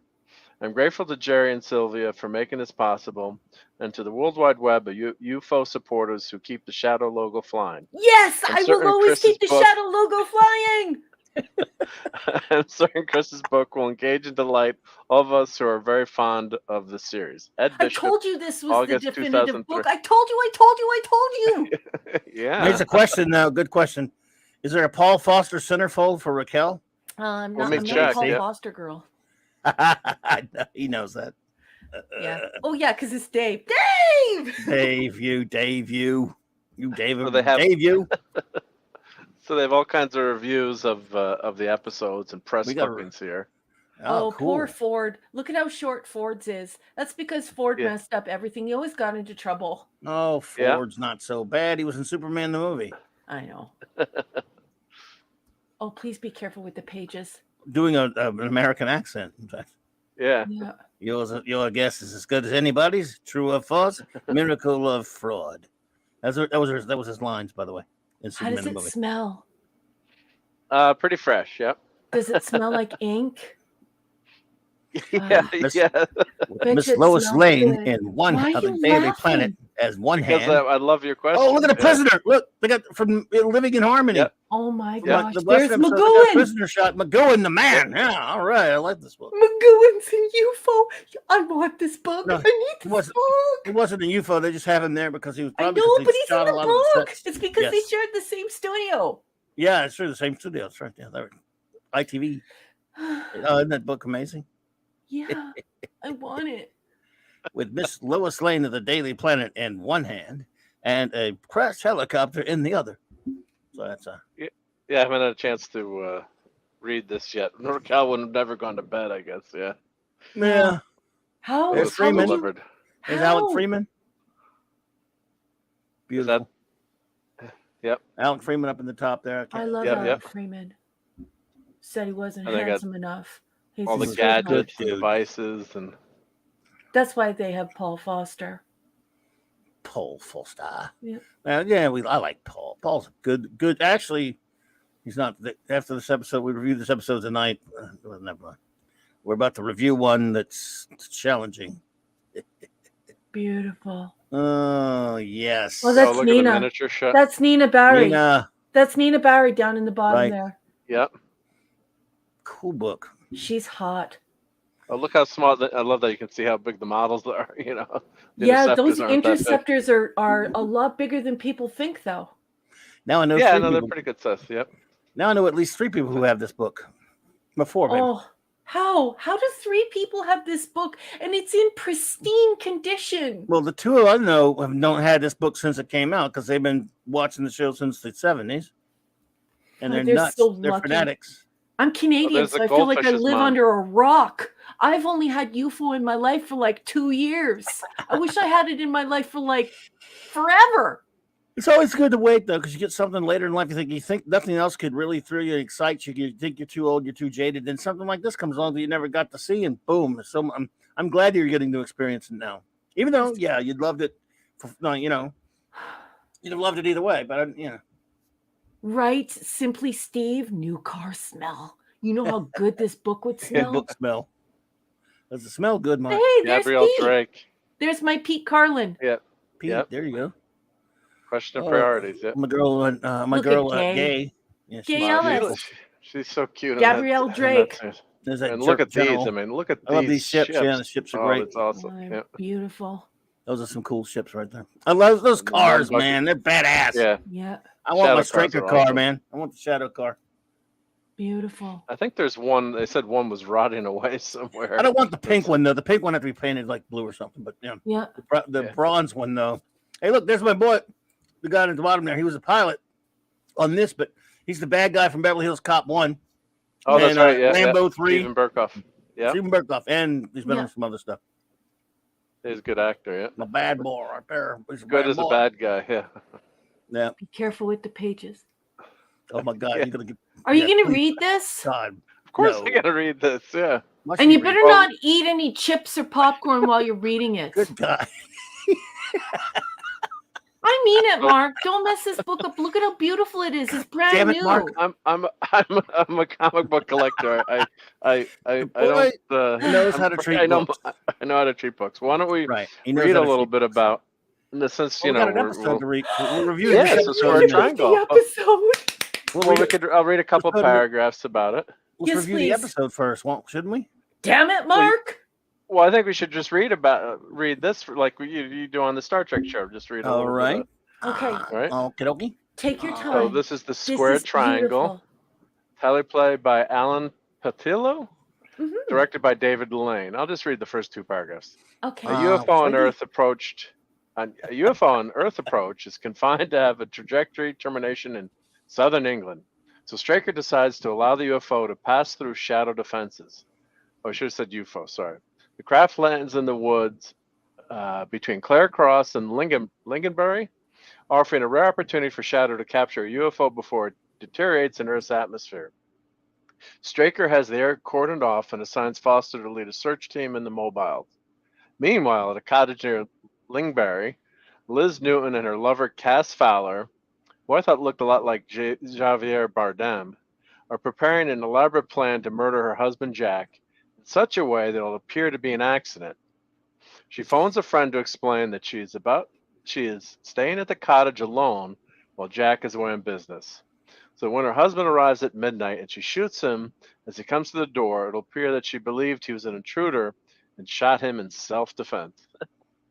So let me check what trivia they have in this episode. So they give you the cast here, guest cast. Let's see. Excuse me, I was on mute. Can you please read one more paragraph? I don't care about the Sure. guest cast. Read one more paragraph, please. Okay. Please. Sure. Thank you. The UFO was discovered by patrolling game warden Mitchell, Yeah. who was attacked by the craft's occupant. The alien's helmet is broken during the struggle, but the alien kills Mitchell and drags his body into the UFO. Discarding his helmet, the alien watches from a safe distance as the UFO explodes. Soon after, Foster discovers the remains of the UFO, but is able to confirm that the charred body in the wreckage is not an alien. He also finds Mitchell's ALS-ATIN dog and uses it to look like a German Shepherd to me. Uses it to track the alien through the woods. The alien arrives at the Newtons' cottage, but hearing him coming through the garden gate, Liz and Cass turn off the lights and take up their positions in the belief that Jack has arrived early. When the alien opens the door and steps inside, Liz shoots him by mistake. Foster arrives to find the dead alien and has Liz and Cass taken to Shadow HQ, where they're given an amnesia drug which will make them forget the last 12 hours. See, now I yeah, don't so have to nice. read this stupid Wikipedia. Yeah. Yeah, there you go. Well, there's So that. they've got the guest cast here, Okay. and then they've got. And now I'm ready to hear. I about the haven't guest read cast. this, so well, just I guess this person had been in Vampire Circus, Revenge of the Pink Panther. He's Who is creepy. this? Adrian You mean the Corey, boyfriend guy? Yep. Yeah, I've Patrick. I've seen him in a Patrick lot of Mower. stuff. Yep. Creepy Yeah. Cass. Yeah, I've seen him in some stuff. If you watch a lot of British stuff, but also not just that, some ITV stuff. I mean, some other. Yeah. Anyway, go ahead. The Adrian Corey, the woman was on Doctor Who, The Leisure Hive. Yes. Cool. Okay, and he Tom okay, Baker so episode. yep. So just without reading all the cast here, it's just fun to they give you all the background to the actor. Right. Oops. Let's see what the oops is. Straker recalls the interceptors without firing on the UFO, but the interceptors are And seen yeah, the returning to interceptors moon have their base without torpedoes their are gone. missiles. Yeah, the Footage missiles is are gone. I lifted noticed from the that. computer affair. Yeah. Well, maybe it's too dangerous to land with the missiles. I don't know. No. I'm trying to get a I no like prize that you're here. making excuses for it, like Yeah, why do you make people do for excuses Star for- Trek, though. Or maybe the missiles, malfunctioned. Yep. So this premiered on Wednesday, November 11th, 1970 in the UK. Say that again. Say that again. Transmission premiere Wednesday, November 11th, Veterans Day, 1970, 8 p.m. November And 11th. UK okay. network premiere, I don't know what the difference between those two are, 6:25 Transmission. p.m. Friday, December 6th. November BBC 11th, Two. okay. I don't know 1970. what transmission premiere and network premiere. UK transmission. I don't know. You got to read the whole book, though. You have to read the book to find out. Yes. Maybe one of our British friends could tell us what that One of our means. British friends would probably. Or what you Yeah. could do is you could close the book up now. You could lovingly wrap it Send so it to that just send it to me, and then you know what I'll do? I'll look it up for You'll you. figure it out. I promise we're going to review this episode, folks. I think we are. Anyway. Yeah. So, I thought it would be fun. Just Chaos. since No, I it's- got So the book, the chat yeah. is exploding with hysterical comments, people busting your chops. Look at this. Just wait. I'm just can't going to see the show some chat. of these because they're funny. Okay, so first we have Hungry Boy, and he says, "Where are the reading gloves?" And then we have Stunt Brat. I mean it, Mark. No popcorn stains, bro. And then I love this. Masters Maniac Mexico, our wonderful friend, he says, indeed, his fingerprints will be all over this case. Gloves, Mark. No. Love. And then I was a hand model for yeah. our company, actually. Yeah, believe it or not. And then this is Hungry Boy actually feeling what I'm thinking as I look at him touching the book. Finger oil on pages. And then look at how the chat turns. Picasso says at the same time as J.T. Kirk used the book knowledge to update Wikipedia. And this is the thing. This is why I'm freaking out over this book, okay? This book is very expensive. It's extremely hard to get. And there are Wikipedia pages for episodes that don't exist. And at the same time, look who also said that. Raquel, this book would be amazing for UFO wiki pages. And let's face it, like basically the people in this room are the only people who are left who are reading. So if we don't update those wiki pages, people won't know about UFO. And I don't want anyone to forget about UFO. It's so good. It's so good. It's great stuff. Yeah. In this episode, by the way, they did get something wrong on that page. They told the episode the square rectangle. It's just called, this the square triangle. It is called square triangle. That's the name of the episode. Not the, just say. Not the, yep. I knew Raquel would go crazy when she saw that book. Yep. Well, I think it's mean, but at the same time, it was so sexy to look at it. It's like that is some serious PORN. Like it's book PORN. Wow. It's just books. Oh, it's so nice. And it's in such good condition. Oh, dying. It looks like it's going to be a fun book to read. There's not as much behind the scenes on the episode from just reading that one. It was more of a synopsis, but it's still awesome. But all the behind the scenes on the vehicles and the actors and the show, and a great, nice synopsis of the episode, but a little not as much trivia in that. I was hoping for more trivia, but probably not the only book that's been written on the show. Well, all you have to do is buy more books about the show. Yeah. But don't ever go against what Ed Bishop says, because he is Captain Kirk Part 2, right? He is Commander. You know what I mean? And Ed Bishop did say that is the definitive text for you. There you go. Good enough for me. Well, there is the Fanderson site, and there's also we'd looked that they did have some things for sale. I'm trying to find which books they had for sale, and I could post. Well, we should do the episode first, should we? Oh yeah, do it. I'm just showing. I'm going to put that in there, but it's fanderson.uk.org shop. So they actually had some books and things too from UFO that were available. So, and you can also join their club. Yep. Americans are so spoiled. Well, this is actually in Britain, so. Yeah, I know, but you're so spoiled. You have access to everything. Yeah, we are. We do have a good thing, I guess. Yep. Fooey on Yui. Fooey on Yui. Yeah. Yes. Okay, so let's get into the episode, guys. Go for it. Do you want me to do my notes? Do what you got to do. Do the notes. There you go. Square Triangle, everybody. Episode number 11, production-wise, right? It is. It's season 1, episode 10 on streaming services, the Amazon Prime in Canada, and it is prod code 11. Now, it is my understanding that ITV also lists it as 11. Okay. The original air date is listed on the internet as December 8th, 1970, but it's also listed as December 9th, 1970, but it's actually November 11th, 1970. Neon Knight, what's up, dude? Hey, Neon Knight. Hey, good to see you. A long time no see. Isn't it amazing what happens when you have the book? Like, do you guys see what I mean now? Women cracks about the book. Marky Jeebus. Monkey G Buzz.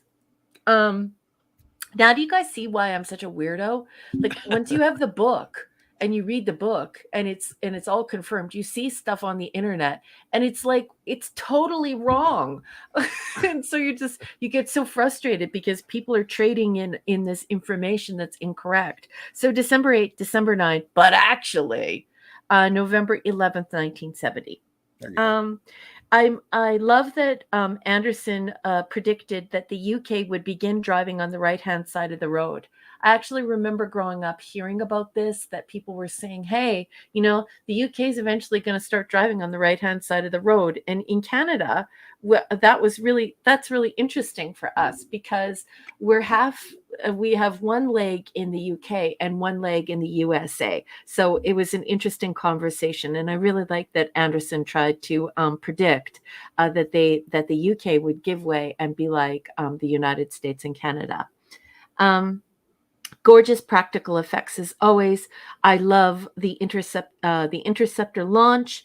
I never tire of it, though the weapons are missing. The missiles are missing. Straker goes hyper strategic by allowing an omniceptor to land in southern England. I would like Mark to confirm that, because omna, Yeah, that is. it means evil, and omni means like turning, Everywhere, like right? circular. So I would Mhm. like you to figure out what that is, because people think it's equally absurd that the show was initially called UFO, as in unidentified foe, instead of UFO, which is why I'm always telling everyone, just use shadow speak for UFO. So please look that up for me, because I would like to know for sure.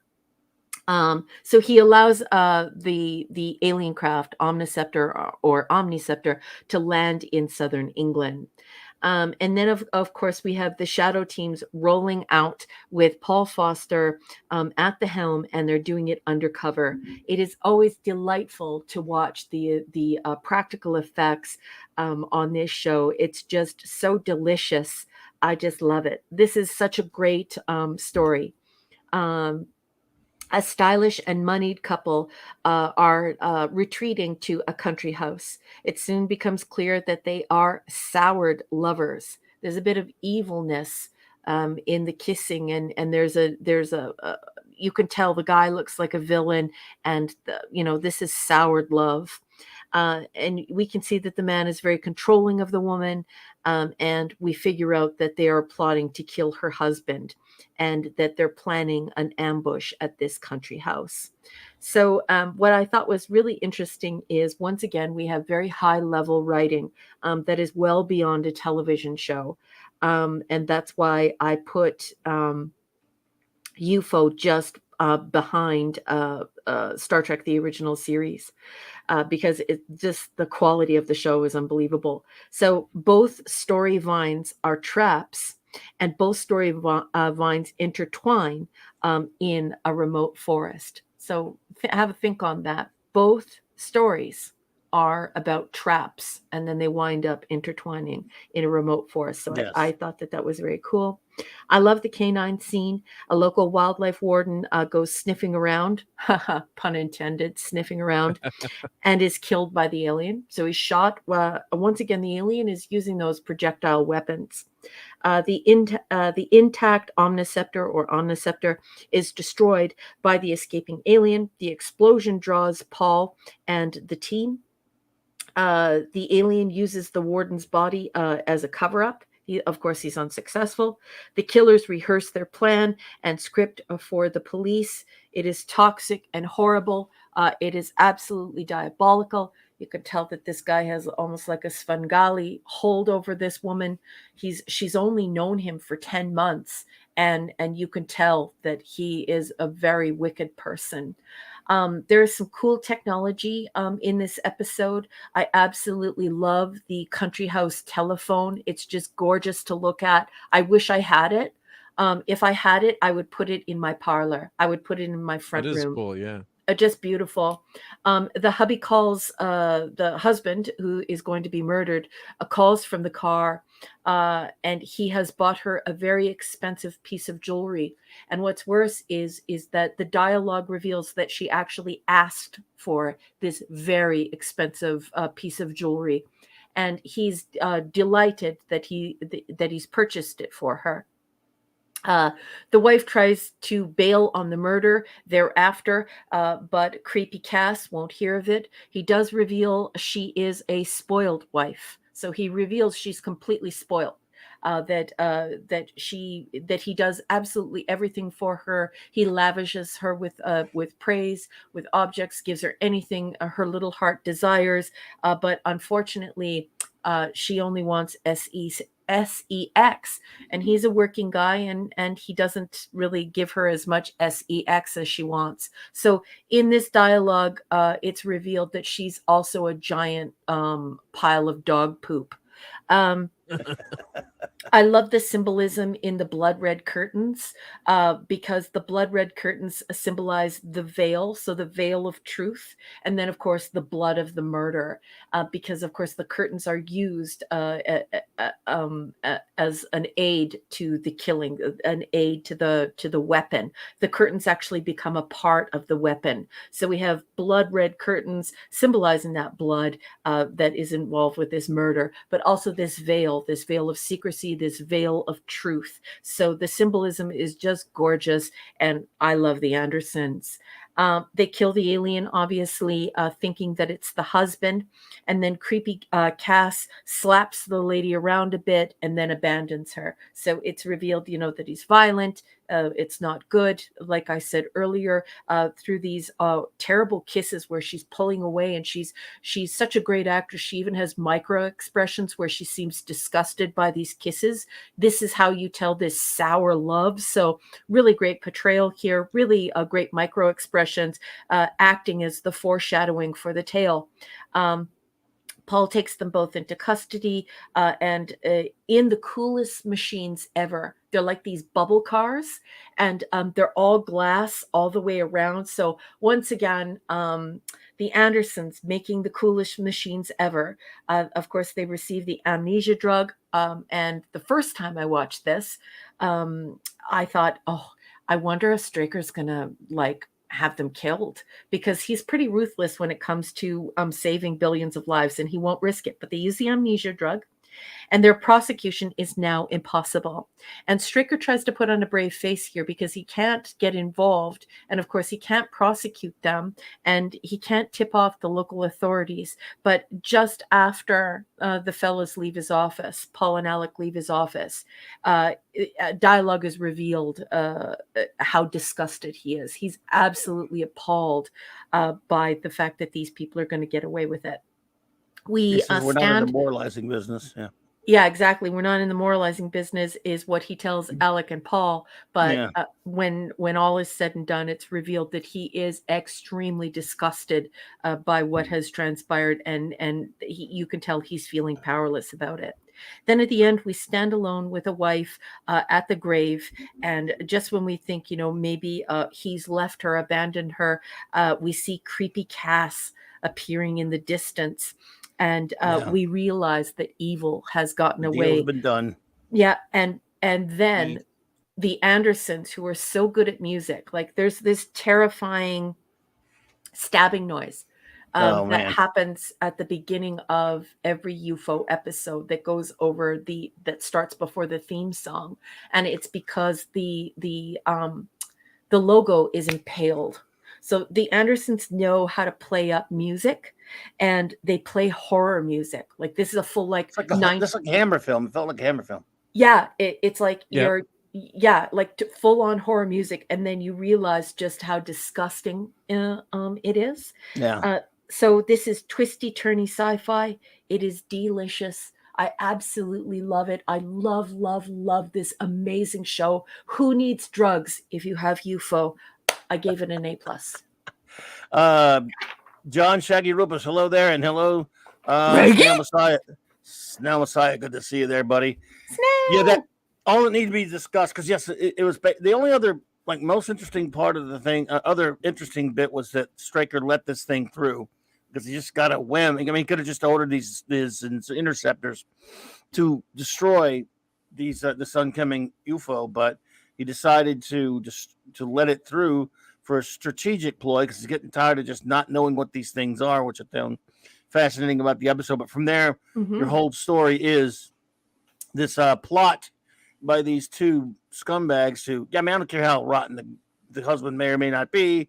He was a typical prat, but this is murder. This is horrid, and it's kind of interesting when Paul Foster figures it out what they were going to try to do. And again, this show's so British about it. They're very calm. They're very, he's just very matter of factly, Commander, these people they were planning to murder this dude. They didn't even make any big deal.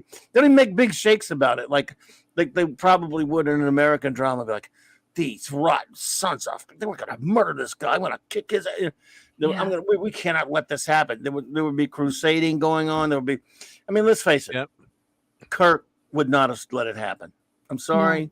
He would have interfered. He would have found a way to prosecute them. He would have. Good night, Joseph Dredd. Prevent it. Joseph Dredd, have a good one. He would not have even let. He would not let them kill the guy. Yeah, that's what I mean. Like he would have found a way to prosecute them. Right. For the initial crime of attempted murder. Without violating the Prime Directive or time travel. Yep. But Straker, Freeman, and Foster. No, but again, Foster's not entirely insensitive to it. He's the one that tells it in the first place. So, he tells Straker, but then again, it's ultimately Straker's decision. And Straker says he's pretty dispassionate about it to me. He's like, we're not in the moralizing business. And that was that. It was pretty cold on everybody's part, I thought. And what I thought was just, this is, at that point, you're like, when you're watching the episode for the first time, this is not my first time to watch it, you're going, no. Because when I first saw it, I'm like, they're going to do something. They're going to do something, right? They'll do something. They're not going to let this guy be murdered. Even if I know they can't tell the cops, but they can think of some way to thwart it. They can fight maybe to help the guy in some way. Next thing, you get this shot and here's what's fascinating about this ending. It's just, this is one of the most brilliant things I've ever seen in any show I've ever watched. The lady is at the graveyard. Yeah. They don't show you a name on a tombstone or anything. They show you the cross, right? Yeah. And she walks down the thing, and then the credits are rolling. You think, we don't know who's dead. We don't know what's going on. We're never going to know. And they got this creepy music coming up. It is the end credits music that they normally have, but they're mixing it to sort of sound like this creepy scenario, like it seems like a Hammer film or a horror film at the time. Yeah. And then she's walking, and then in the very distance, right before the thing's going to go, you see this tall figure walking by, and you figure, it's Cass. Oh my God, it's that dude. They did it. Again, they don't sit there and they don't put it in neon lights. No. Saying they killed him. They killed him. They don't do that, but they just say, yeah, you put two and two together for yourself. It's just amazing. Great filmmaking, great TV. It's great drama, and it's disturbing because then you're left with nothing. They leave you to go. You if you show up next week, you're gonna watch guys who just let a dude die, and so what? Yeah. And they figured like this is the planet at stake. They have certain things, like one of them just a couple of weeks ago had to do something that ended up causing his own son to die. And he didn't tell anybody about it, which was gut-wrenching as this show has ever been. And a close number 2 is this one. Because this is like, holy crap. They let a dude die knowing they could have saved him. Yeah. And the first time I watched it, I was horrified. I was too.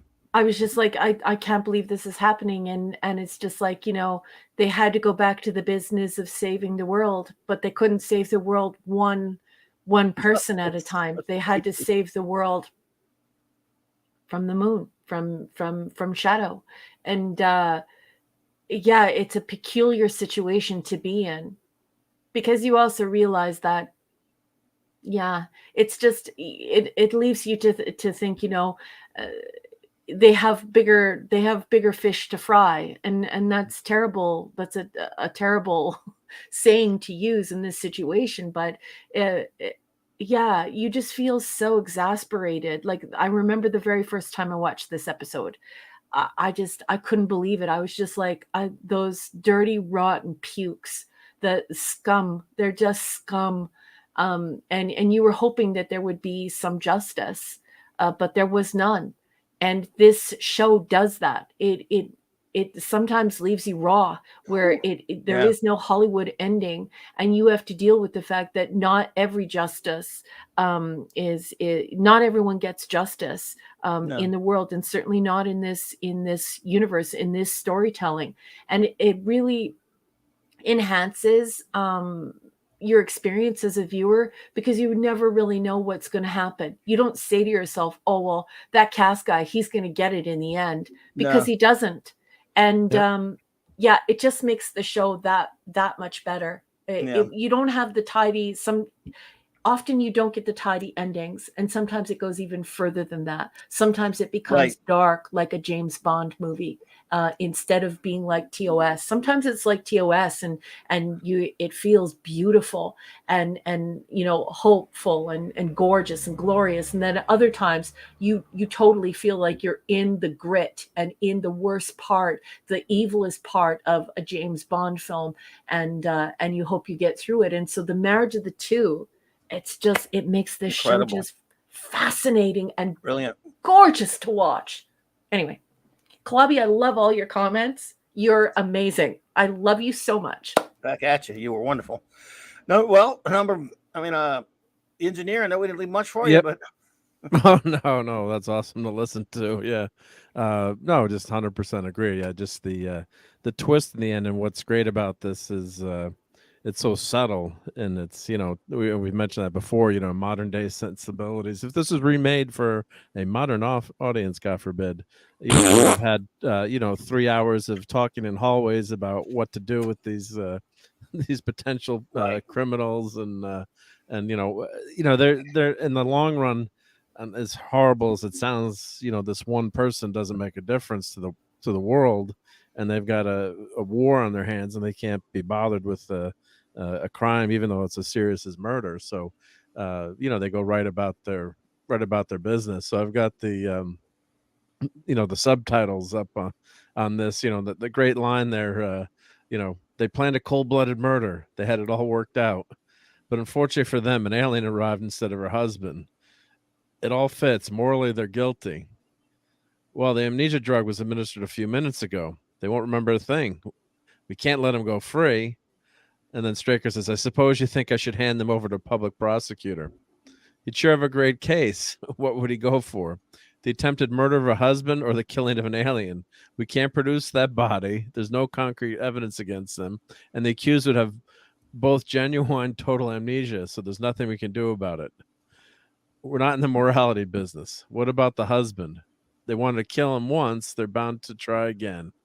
Well, in the line of duty, we've stumbled onto a triangle. Shadow's involvement made it a square.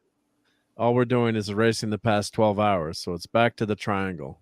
Yeah. So basically they just Great total writing. realism, and great writing. Great writing. Script is very Yeah. economical, right to the point. And it's just mind-blowing when I saw this. Like, wow, they did this, they did this show back then, with this kind of morality. But, to have an affair is a heck of a lot more scandalous in 1970 when this, not that it obviously, didn't happen, but divorce was maybe getting a little bit more socially acceptable, but not quite. I mean, today it's, there's not the kind of stigma that there used to be, if especially if you're a religious person, to say, oh, my son or daughter or someone is getting divorced. It was almost like, what, if you were the parent, it was almost like it was your fault, or what's wrong with you. So this is very, I don't know if the right word's progressive, but very illuminating. They're writing for the future, but the right way. It is progressive, but the right way. Yes. So they're showing these two together, and what a great twist. That's why the writing is so good. The alien shows up. You're thinking they're going to intersect, but like, oh, they're really going to do this. And then at the end, when you realize that that's who it is, walking out of the church or wherever they are, they've actually done it. They've, Cass and Liz have, committed the murder and gotten away with it. So, but I thought, that's the one part where I know it fits Straker and everyone's personality, but couldn't they have like sent a tip to a cop, like, hey, maybe if you couldn't prevent it, like, yeah, maybe you could maybe check these two out. Maybe their story won't hold up, or Yep. but just really, and you wonder Really too, sends a what did they? powerful message though that they didn't, because Yeah, it's like, look, we're going to save the whole world, but we're not going to do it one person at a time. And I thought it was incredibly brave to make the husband, the doting husband who worked hard, who had a bunch of money, um, who did get away. He promised her, he cleared his calendar. He told everybody he was going away and he was just going to focus on her just like she asked. And then it's revealed that she's a spoiled brat. And it would have been so much easier to do like some sort of classic television, like the abused wife or whatever, and this guy's going to get what he deserves. But that's not what happens at all. This is the doting husband who works long hours and gives his wife everything she could ever ask for. He treats her like a queen, and the minute that she asks him for attention, he clears his calendar and drives out to the cottage to be with her, where she where it's admitted in dialogue basically that she has everything she could possibly want from this husband, but she wants sex and she wants a lot of it. And so I thought that was very brave too, because it showed that the wife was just as selfish and diabolical as this villainous looking character Cass, who you immediately recognize as someone who is pure evil. But she's evil too. But then they have those very strange, sour kisses between them, and she pushes him away, and you could see she feels a some weird guilt. relationship. Yeah. But Yeah. I love how brave they were to push the boundaries and give us a fresh story by giving us a really nice husband, a really kind guy who was really working hard. He just didn't have enough time to give her everything she needs. And basically it's explained as sex, and that she's now taken up with this goof, and they're going to murder him. And she's only been with this guy for like 10 months. And then eventually they get away with it. So I really like that setup too. Tell me stories I can believe. Don't go to the tropes. Don't make it easy for me. Make me think, make me feel, and make it hard, and make it challenging for me as a viewer, as challenging as a book. And this show does it time and time again. It proves itself to be worthwhile, not only to watch but rewatch again and again and again, like TOS. And there are so few things out there that are like that. It's like a charge to my batteries. I love it so much. Yeah. Yeah, it's just that's why it's just such a Indeed. great show, and you can watch it over and over. And they could have done the easy thing, make the husband an abuser or a real Yeah, jerk. that's what I mean, right? Yeah, the cliche, and they don't. And actually, you don't sympathize with the wife in any way, but maybe some people could. I guess, if the No. husband's ignoring her, but probably not. But She's yeah, an but idiot. she's At an worst. idiot. But it's the husband's not a bad guy, so that would have been the easy way out. Right. But really well At the most, done, just a prat. Yeah, but at worst, but they're just a couple of murdering scum. So yeah, and they get away with it's it. brutal. Again, an American TV show, even at the time, probably somebody would have, Paul Foster character probably would have went and find a way to warn him at the last second or what's going on, something like that, and help him expose him or some kind of gobbledygook like that. Something, But, yeah. Nope. Yeah, because in Hollywood they had the morality code for years, and you couldn't let the bad guy win. Yeah. So then you had in the 70s they started pushing those boundaries, with like movie like say like Chinatown or certain movies where the bad guy could get away with things, but for a long time you couldn't. Not on TV though. Yeah, not on TV though. Yes. Yeah. But that was shifting. So sure got away with it in this one. Yeah. That's for sure. Yeah. Isn't it so funny too that we all have such a great impression of the husband, though we spend precious little time with him. Yeah. Yeah. We get you to hear sympathize him with him too talking. because you know his fate. Yeah, but Also, think about what it means to be an author who creates just a few seconds of dialogue betwixt a husband and wife, and then a very short, maybe 2 or 3 sentence interview with Paul once he arrives to the cottage. And from Yeah. all of that, we know everything about this guy. We know he's a professional guy. He's kind. He's loyal to his wife. He literally gives her everything. And like Clubby said, it probably makes him a prat, because, you know, eventually him indulging her in this way is his undoing. But we see that, we just see this very unusual approach to this story that doesn't follow any cliche, doesn't follow any tropes, and it's quite delicious, because the wife is also evil, but she has a guilty conscience, and Cass is pure evil, and he has no conscience. And that lady is still visiting that man's grave, but now she has to live with what she did, and she has to live with this guy who slaps her around and is pure evil. And so at least she's being haunted by her evilness. Otherwise, she wouldn't be at the graveyard. And so that graveyard scene is the Andersons playing with your head. They're tickling your brain, just like they tickle your brain with the curtains, just like they tickle your brain with the fact that both stories that intertwine are a trap. Lots of brain tickling here, and incredible effects. Look at those bubble cars. Mark, I can't believe he didn't even show the bubble cars. Well, the bubble cars should be clipped. I must have clipped the bubble cars. Did you see the? I want to show everyone the bubble cars. In the book, you mean, or in we had bubble car. Yeah, let me see. I clipped this, so it should be.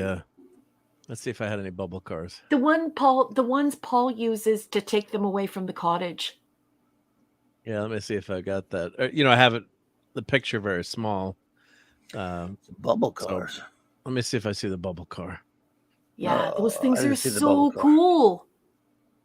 Don't worry about it. I don't want to show any stuff from the film. Yeah, yeah, I'm going through as we're talking. Night. So. Yes. Eventually she does get a punishment, right? A haunting of sorts. But yeah, eventually you do hope that they'll get what they deserve. But you know, we also have to face the fact that many times evil completely gets away with it, and there's nothing we can do about it. And that's the dialogue that UFO is having with us in this episode, and it's really nice because it's Mark, Clobby, and I love being treated like adults in what we're watching. And so this show never treats you like a kid. It always challenges you and creates wonderful situations that get you talking, get you thinking, and get you feeling. And I love this show. Which is so remarkable because before this, the guy did nothing but kid shows. Right? Yeah, isn't it weird? Marionettes. He did the marionette shows. But they're always very intelligent shows that were kiddie shows. There were kid shows, but they weren't like this. No, true. But I'm just saying they were also on another level. They were, you know, with the gadgets and the gizmos, and you know, there was another level to them too. Yeah, I agree. You know, something that could appeal. Maybe I'm just a weird adult, I guess. But it was I'm just saying that they were for or kids. maybe it's just no, you're right. Yeah, I agree. Or maybe it's just that maybe you're not fully appreciating the breadth of what Clobby's trying to say, and that is like, just when you think you know an author or a creator or an inventor, they surprise you with their potential. And if they are not given opportunities, like we get precious little UFO, it's instantly turned into Space 1999. And while the first season's okay, it's not the same. Yeah. The second season is not so good, and it does kind of go back to a kid's show. And like Clobby said, it's not the same. This is very cerebral sci-fi mixed with a little spy, and it is so engrossing. And this is what television should be. And so I think Clobby just wants to continually remind everyone that this guy has a huge body of work that has to do with puppets and children, but this untapped potential was placed in a very narrow window, and look at how good it is. Look at how effing good it is. Yeah. By the way, on the surface of it, you think the only thing replaced were the puppets with real people, because all the effects and this everything are all the same types of gadgets and ships and hardware. All the hardware looks like one of his puppet shows, and yet put real humans in there. And I guess I probably didn't know, no one knew what to expect. And then he wrote brilliant science fiction and spy stuff, like you said. Yep. Remarkable. I'm just using that as another way to compliment them on such a. Exactly. Oh, there's that end scene that's so scary. Yep. That is brutal right there, man. There's the Neon Knight, guys I in the love your distance, thinking. It tells me a lot, and what you're saying in the chat. It tells me a lot about you as a person, and I feel the same way. I want only good things for the world, and I want goodness to always conquer evil. I do.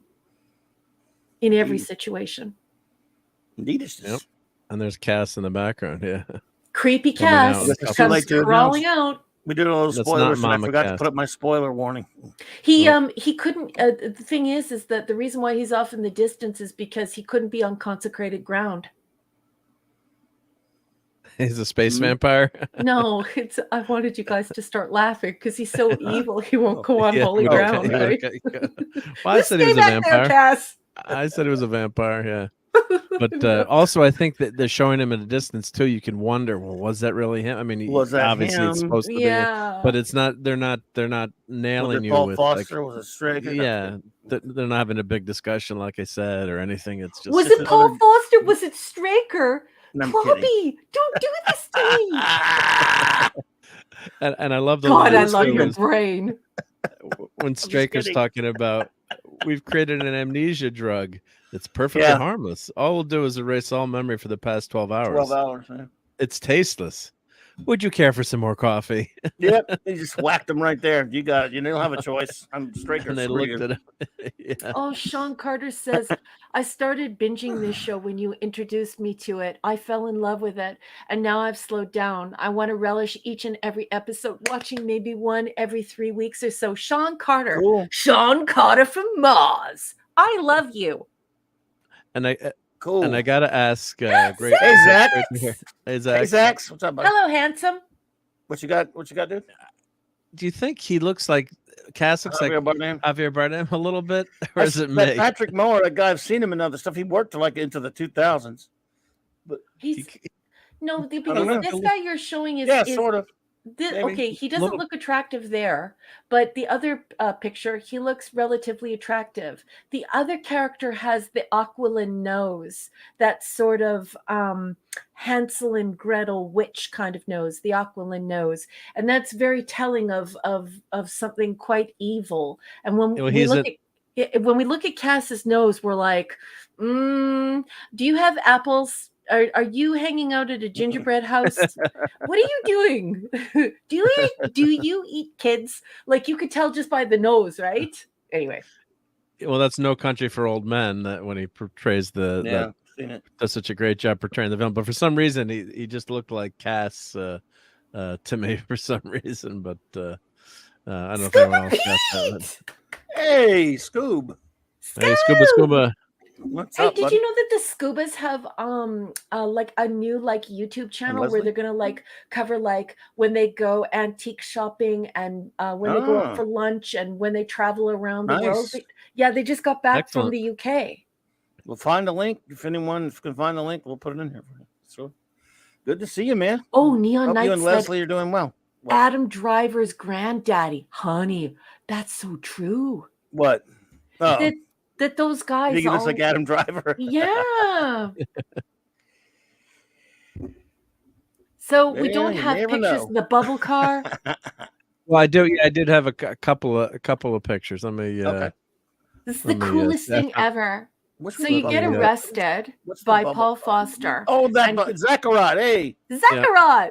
And Oh, the bubble car thingy. yeah, and he Oh, he yeah. brings Think- them in undercover in this undercover ops. So it's like the mobiles, only Yeah. it's like the undercover version. So they're not tanks. They're these incredibly strange looking bubble cars, and they are the coolest things I think- ever. I think I got a couple pictures. I mean, where's They look like little milk trucks, but they're all glass. Yeah, here. I don't have a Matthew great picture of it, Pounder. but Good here's what I morning. got. Good morning, Matthew Pounder. Pounder. Good morning, sweetheart. Hope you're having breakfast. Are you on your way to work? What you got there? So here, let's. This one is. The photos are really small, but yeah, they're walking towards that She's getting He's gonna, escorted. yeah. He's doubles sitting for in one Snake. of the bubble cars. That's in one of the I've seen bubble this cars. guy Yeah, up there. there's I the thought I've bubble seen him car. in a bunch of Look, I stuff, love these things. Yeah, Uh, I cool. Yeah, want. I it's like a want. minivan. Look at Imagine- yeah, it's a full Imagine- minivan with Six-wheeler. 6 wheels. It's a 6 But- wheeler. But imagine Lola and Paco in the back, because it's like a fishbowl. They could look outside, they could bark at people, people could wave, they could be like, "Hey Loli Lola, Yeah. hey Paco When I think of Yeah, bubble it's very cars, I think of AMC Pacers. Wayne's World. Wayne's World. Like the world. My neighbor had a Pacer when they came out. A Pacer van, wa- yeah. Kind of reminds me of a Pacer there, yeah. Well, Yeah, I wonder what car. You know that here's the front Yes, that's picture. cool cars in the show. they He are made his the own coolest things ever. damn, made The- his damn cars. The These bronze things- cars the best. The shadow cars, man. Yeah, so cool. And Snail Messiah, that's exactly what I was thinking. It's kind of like a jazzier Pope-mobiles. version of a Pope Mobile. Yeah, but I guess they. I wonder if they made just a couple of these. Obviously, I wonder if they modified a car, if it was a show car. But it's a lot of work, and the vehicles look great on this show. I mean, everything They're looks beautiful. so Absolutely good on beautiful. the show. So Yeah. Matthew Pounder's having porridge Oh, for here's a good- breakfast. So are you having like fair cop. oats, or are you having cream of wheat? Cream of wheat is so good. I always have cream of wheat as my Look at porridge. that lavender car. that's cool. Yeah, I don't know yeah, about with that 6 color. wheels. Scuba Very- Pete, yeah, I knew Scuba Pete was going to say something like this. Actually, just put an aquarium in the back, Scoop says. And See that, Mirthmobile, says Bush. Look, the lavender car, there's hoods up. Hood's not right. It's not flush. Yeah, it's a little bounced up there. Yeah. Mm. And they Lisa's said these cars were concerned- horrible to drive. They said they were so heavy. The Straker Mobile, really tough to drive. It's heavy. Well, look at how was small the modified very steering wheel heavy, yep. is. And Lisa the- and is the door- concerned about the gas mileage due to the poor aerodynamics.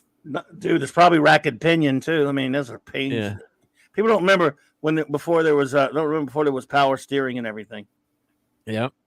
Oh, Masters Maniac Mexico says these are R4 Renault modified, by the way. Original R4 was my first car. Masters Cool. Thank you Maniac for that. Mexico, you just got like 50 more cool points. 6,000 SUX. Yeah, exactly. This RoboCop. Here we go. reference. Oh, Show just some oats and milk. R4s. That's a good breakfast. Oh, But I there still you go. prefer What's cream that? of A wheat. Renault. It's a Renault, huh?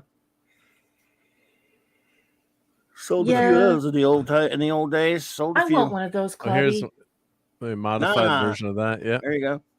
Nice. Yeah. I'd I take want. one. Yeah.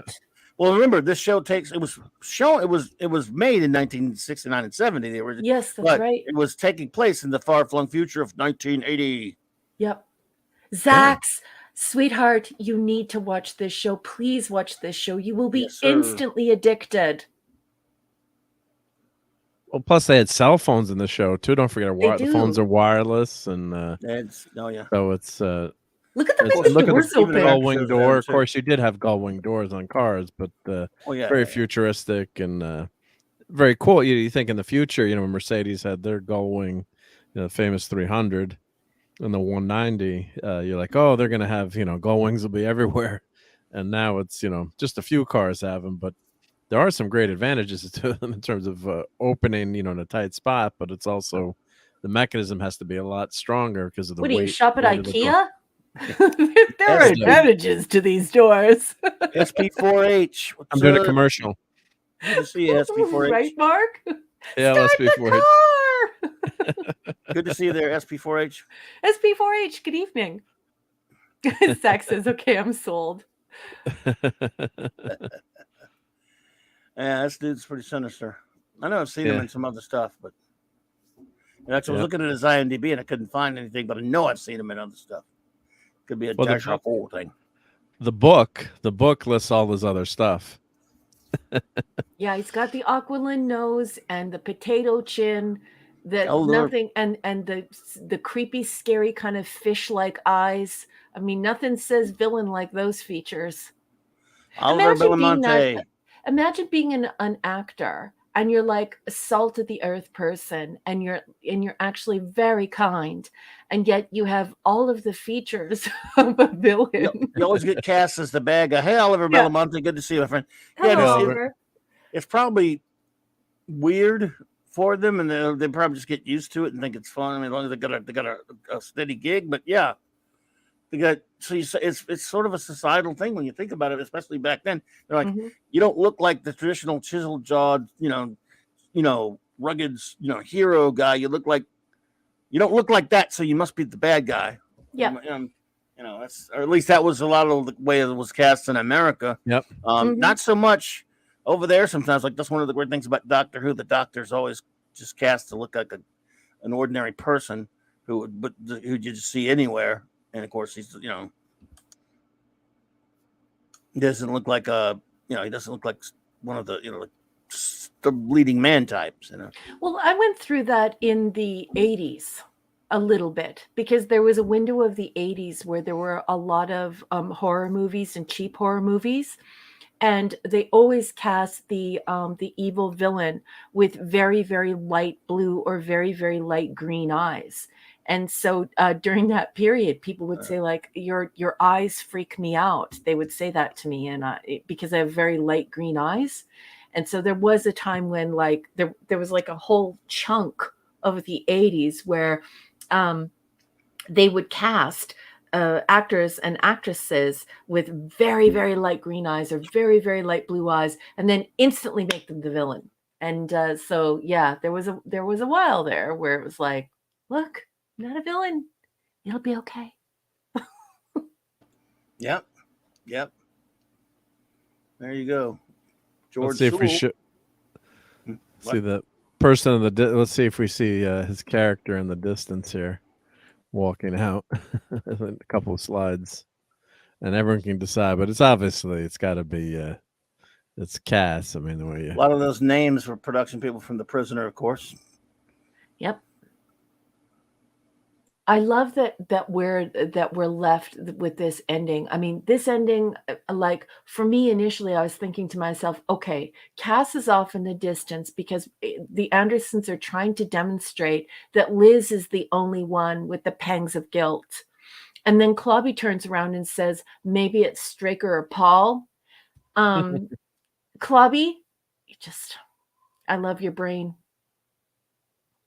yeah, that's the Don't have one. character there. Right? Well, he's got dark hair. He's got dark hair though, so I He don't does think have it is. dark But that's hair. an interesting thought, though. Yeah, It's Cass, I'm sure. yeah. Yeah, but it's fun to play, and I love Yeah. the way your brain works. Yeah, and she's walking, and he's walking right to her. Of course, We'll never know what happened. someday That's I'll right. get the Blu-ray 4K. And there's not I think there's either 4K or Blu-ray of this. I'd love to get my hands on this with a better resolution. Of course, the stories are still great, but you get a little bit more. You get a better picture because this is the standard. But yeah, that's and they're walking together too, so that's got to be Cass. Yep. Kal-El says those look like the cars. Those cars look like the Johnny Cabs from Total Recall. Total Recall is such an underrated science fiction film, and I absolutely love the Johnny Love it. Cab. Johnny Cab. Yeah, right. Johnny Cat. Love it. You'll And ask then the he gets- Moz. Get and your then he ass to gets- Moz. Sorry. Yeah, then he gets. Get ready he- for a surprise. I hope he gave Arnold a 0 for his Uber rating, right? He trashes the Johnny Cab. Yeah. He does. But that movie predicts a lot of great things in the future too. It's a believable future, which is why it works so well. I think some cool Neon Mark. Knight stuff in just there. said the same Mark. thing I said. He said Cass can't go on hallowed ground. That's exactly what I was thinking. Like, the guy's Mark, just we pure forgot. evil. What we We forgot forget? to rate it. We forgot to rate it. Oh, We yeah, did. I yeah. was going to ask you. I give it an A. I definitely get A. Give Love it an this A plus. Yay! It's amazing. If Yep. anyone else wants to rate it, please, you can put your rating up there. Yes, you can rate the episode. Did you watch it? Please rate it. And any comments you may have about it. Oliver Belamonte asks us a question. Now that we're done with that episode, he says, Clobby, Mark Raquel. Do you have any Star Trek episodes that you dislike the most? Mine was the alternative factor. That's Raquel's favorite episode, by the way. Don't talk bad about it. In for TOS, in Shades of Grey and TNG. Was that even an episode? It was a clip show because of this writer strike. Well, yeah. If you want just to name a couple of them, I can give you one. Hail. Yep. If I'm gonna, since you've already named alternative factor, and because Raquel loves it so much, she doesn't want me to make fun of it. Kidding, she hates it. I would probably, that is probably the worst one because it happens in the season that has no excuse to have bad episodes. That's since so many wonderful episodes in that season, first season. But I'd probably say, as much as I can't stand Spock's brain, at least he's funny. I'm gonna go with, and I'm going with that one probably. I mean, yeah, it's tough between. I'm sorry, I'm gonna have to pick three. And the Children Shall Lead, the Mark of Gideon, or no, I have another one too. Don't I have another one? Damn it. And alternative factor, but yeah, runners up would be I don't know. Oh, is there in truth no beauty? Freaking hate that. God, ram it. That would be like, I mean, it's tough to pick just one. Spock's brain's close. Yeah, that bitch survives is close. Oh, that bitch survives is definitely at the top for me. God Almighty. And hail. Yeah. So and as far as TNG, good God, we'd be here all night. Now TNG, man, I don't know how to pick a worse TNG. That is. So yeah, I don't. I actually there are like the Green Wet Dreams. You could start with Green Wet Dreams. What? For TNG. I don't know that one. The Doctor's Lamp. Oh, Beverly's the ghost. That stupid Sub Rosa. This one I remember. There was one called Masks that I hate more than that one. Masks is completely unhinged. Masks is absolute garbage. I'm not saying Sub Rosa isn't bad, but yeah. No, Sub Rosa is bad. Yeah, I know it's bad. My least favorite episodes are Alternative Factor, Sub Rosa. This is Steven. His Way. Oh, we did that last week. Oh, God. And all of Star Trek Voyage to the Bottom of the Sea and bottom of the franchise. Whoa. Whoa. Wow, dude. And also Counselor Camel Toe. Where are you?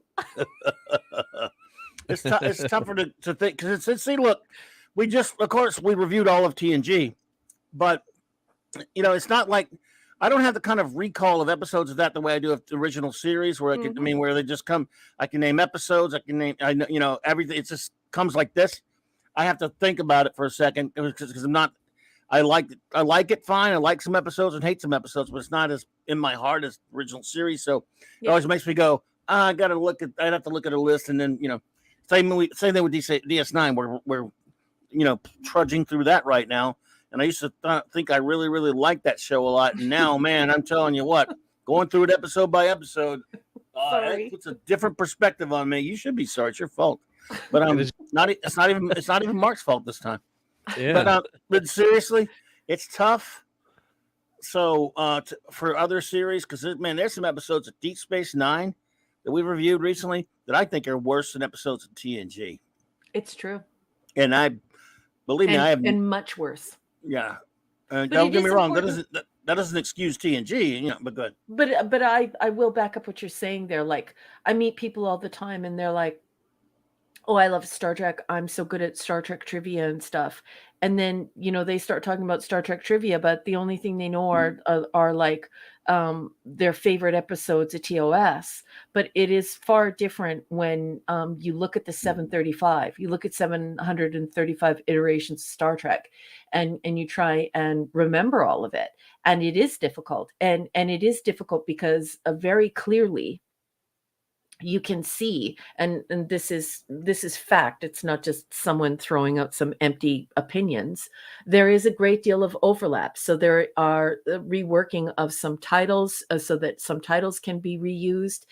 There are homages to different episodes in different iterations of Star Trek. There are sort of like they redo them almost entirely, but they switch things around a little bit. So I'm going to back Clobby up there when people start asking me about Star Trek, and I say, I'm sorry, I have to look at my phone for a second.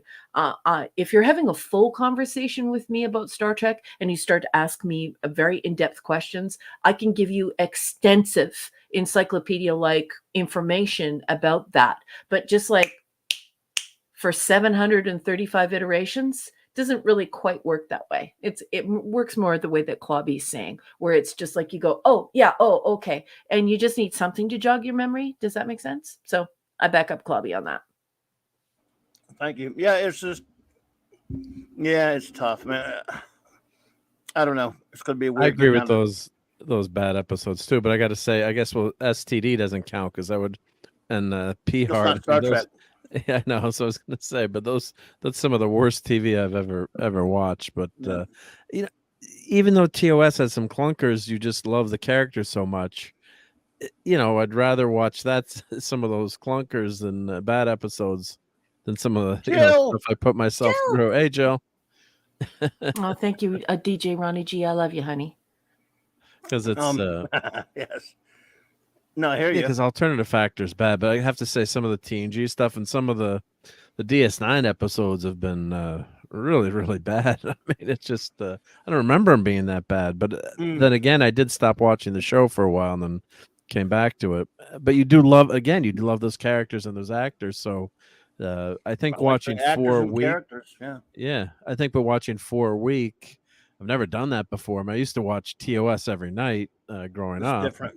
But it's just different watching them in order, and it's a linear story too, I guess. So, in some ways, so you've got that plot, you've got the plot threads running through, and the characters evolve a little bit more.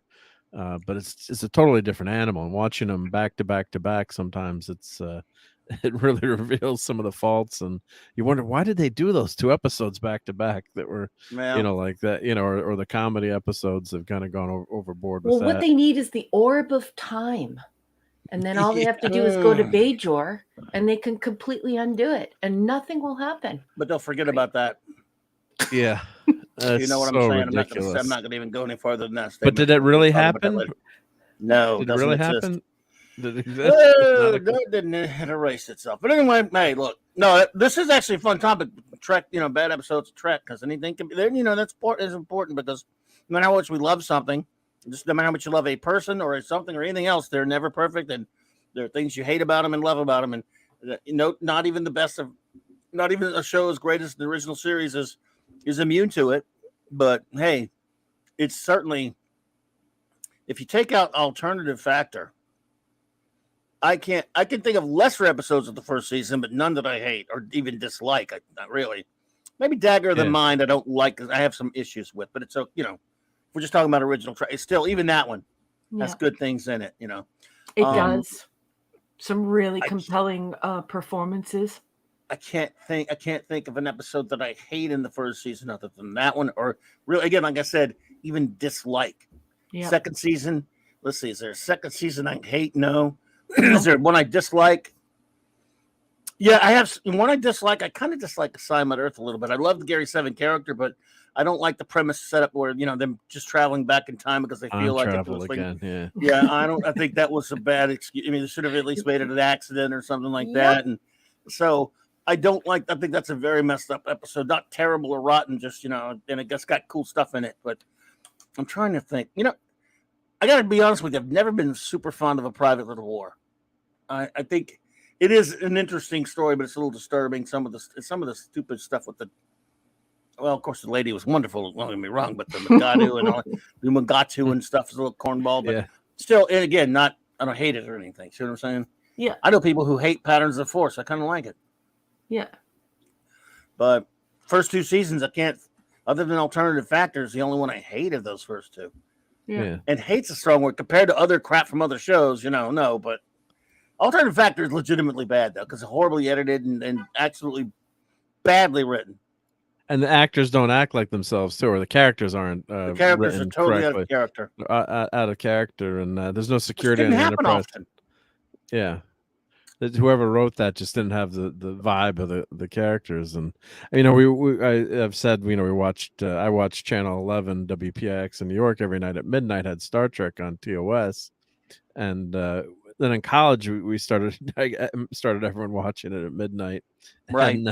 and you know, we try to guess the episode as quickly as we could. You know, I had the compendium too to check, and then it's like, oh crap, it's Alternative Factor. You know. Yes, Or Nancy the Kovac empath. makes that episode wonderful. Oh yeah, you go. Oh God, the empath. No, Oh, I don't want to watch the empath tonight. Oh, do I have to watch it? And then you'd Oh, watch that it music. anyway. But you watch it anyway. Do you remember bit when we survives told is tough. everyone about? Do you remember when we told everyone about how it had been banned until 1990 and 1991, and they were Yeah, all the shocked? empath, right? you told us in That's Canada, right. You right? told us that. Yeah. Yeah, Well, the empath not was just banned. Canada, the UK, Australia, like Weird. there were places all over the world. It's one of the 9 banned episodes. And I'll never forget when Clobby and I were first doing our TOS reviews, when we were talking about that, people were so shocked. That's And now I'm looking at like now I'm just thinking about tonight and the episode with Friedrich Brown, and just thinking to myself that he did Arena. That's just yeah. such a Yeah. great Amazing. catch by Clobby. Great Hey, episode. It was what was it? Oh no, it was no big deal because I remember wasn't just about a year or so ago. I was thinking about that because I was watching Arena. I was looking. I forgot where I found it, but I found that the story of Arena. I found the comic book where online that adapted the story of Arena. There's the novels. I mean, I think the short story's out there somewhere. But Marvel did a comic in the early 70s. They had a comic run where they were adapting science fiction stories in comic book form, and they adapted that story because Arena was based on it, and yet that story's very different. I mean, it does involve a captain of a spaceship fighting an alien on a planet and all that kind of stuff. It's quite different, but but still, it's kind of cool. If that was I'll have to send you that comic. Well, that sounds cool. Yeah. yeah. So. Well, I do have one. Scuba Pete. I do have one thing to show that's related, very geek related, that I found. This is some enabling here. Okay, before you do that, real quick. Yep. Before you do that, was sure. Yep. Jill said, terrible trivia. When I talk about it, I want to know the subject beforehand. Okay. Sorry, I thought it was something else. But hello, Jill. Good to see you, my dear. But DJ Ronnie G says, and if anyone, he says, side note, the legendary Tron and I will be streaming about Starships tomorrow evening, 8 p.m. Central. Okay, 8 p.m. Central. I don't know. I mean, I like legendary Tron is a really good dude, really nice guy who's a good friend with Loki and those fellows. DJ Ronnie G. If anyone can find his page, we'll get the link up there so you guys can, and anyone, if we can get the link, please go follow that, because legendary Tron is an awesome young man, a good dude. He's a good friend of friends. Clobby. So anything we can do to help you guys out. Oliver Belmonte says the STDS9 episode, Move Along Home, is undoubtedly everybody's favorite episode, especially Raquel. She loves it. If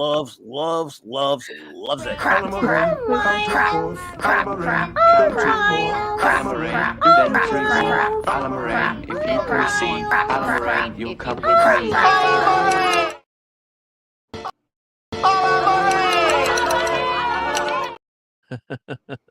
Sorry. That's a classic. Well, right? thank you, Jill. Appreciate that. Legendary Tron is a good fellow. Thank you. So anyone, please go check out his channel, subscribe, and check DJ Ronnie G, who's a good fellow as well and a good friend of the show. Yeah. So yes, please. Sounds good. Thank you, Jill. Appreciate you, Jill.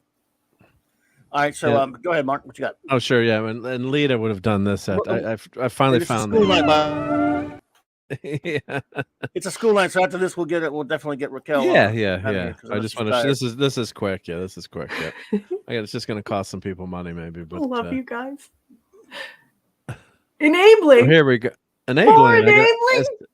I started to make an intro for. I got to make like an enabling logo, but here we go. So this week we're excited to release. This is Mondo Shop. I'll put the link in. For the first time ever on vinyl, Gino Marzuzzi's Jr. scored a Mario Brava's Planet of the Vampires, Terror Nello Spazio, which is translate. That's not Planet of the Vampires. What? How does that translate, Raquel? It was a I terror think it's Night Terror in Space. base. Yeah. Yeah. With incredible new artwork by Graham Humphreys. So as There we were no go down here- vampires in that movie, just so everyone knows. Yeah, they're No more like vampires. zombies. But look Captain how cool Infinity this and artwork is. beyond. Hey, Captain. Hey, Captain. Yep. Hey, Captain. That is beautiful. Is that gorgeous? That Yeah, just you know, I wish I could have that as a poster because I would definitely put that up in the Hall of Fame in my family room. As you all know, I have like human-sized posters that I from Star Trek basically. But I would like to add to it, and I would definitely add that. how cool, how gorgeous this is. Yeah, I sub to this site, Lisa. So yeah, I got this one. Yep, I should be paid to do this. Yeah, That's gorgeous. but look how gorgeous this is. The interior for the It's vinyl. absolutely stunning. Isn't that awesome? And that's an LP. That's a record. That's an LP. Yeah, so it's Oh, Wow. the get the. original motion Are you picture soundtrack, serious? and it's $35, and it's in stock right now. That is Shipping June. beautiful. Isn't that gorgeous?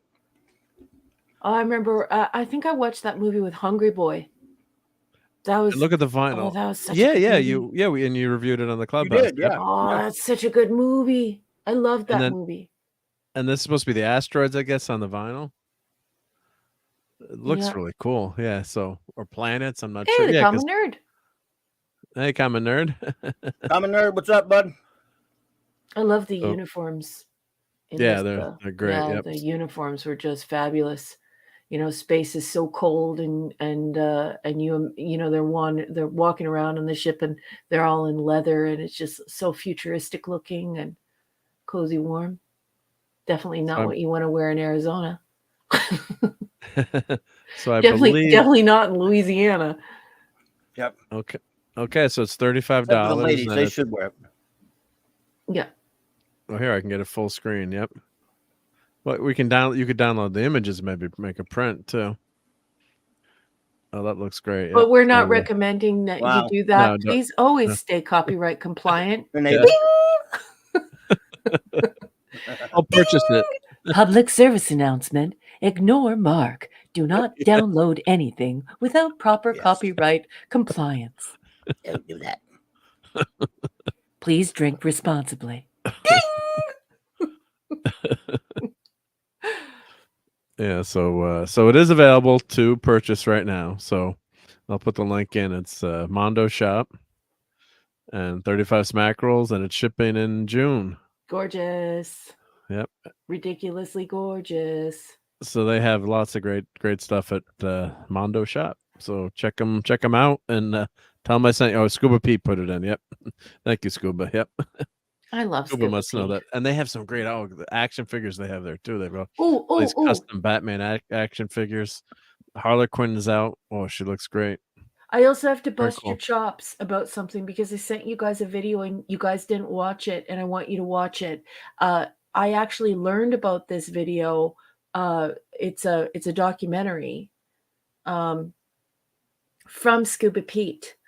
Scuba Pete, do you remember when you sent me that UK documentary about the guild, the UFO guild? All the girls were interviewed.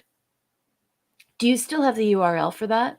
Because I told the guys to watch it. They didn't end up watching it. Of course, I watched it. It was amazing. But if you have that handy, don't go digging around for it if you don't know where it is. But if you have that handy, would you mind sharing it, please?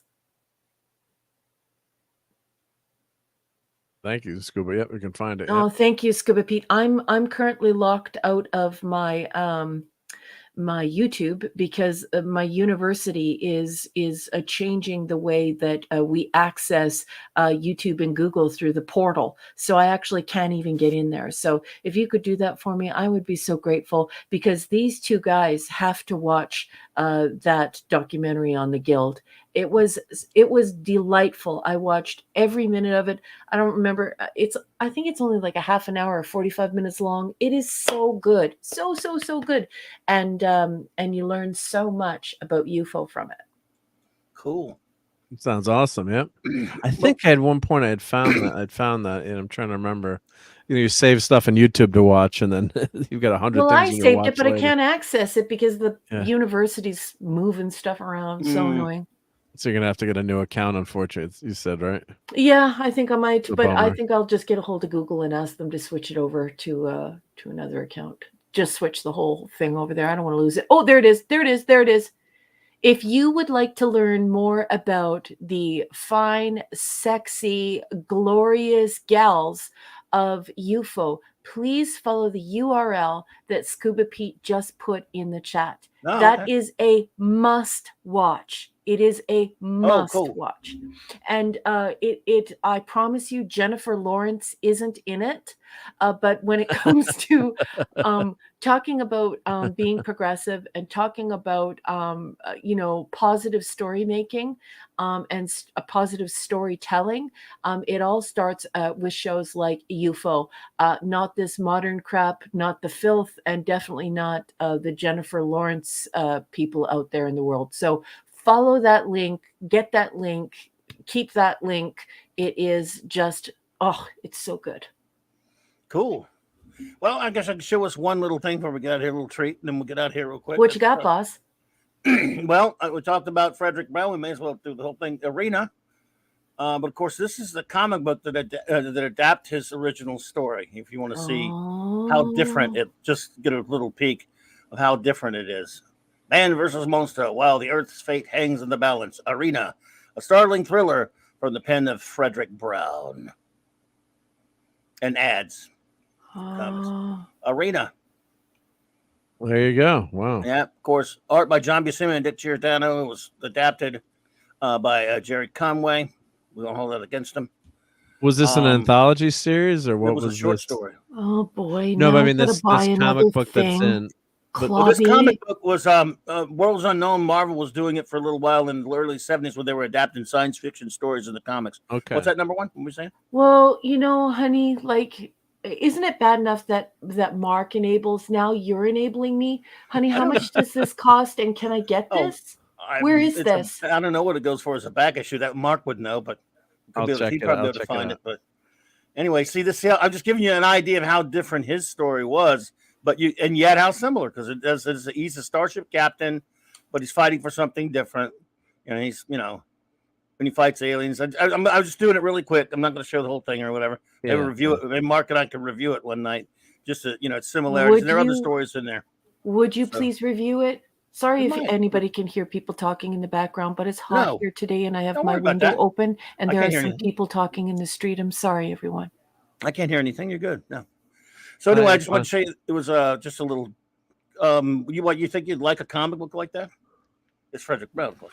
I mean, well, I'll collect anything that has anything to do with Star Trek, and the fact that you know what I mean. The fact that is the place, that's the birthplace of Arena, is obviously that's significant to me, and this, course, also the fact that you have revealed Frederick Brown. Like, now I have to go find him, and I have to, I think I forgot.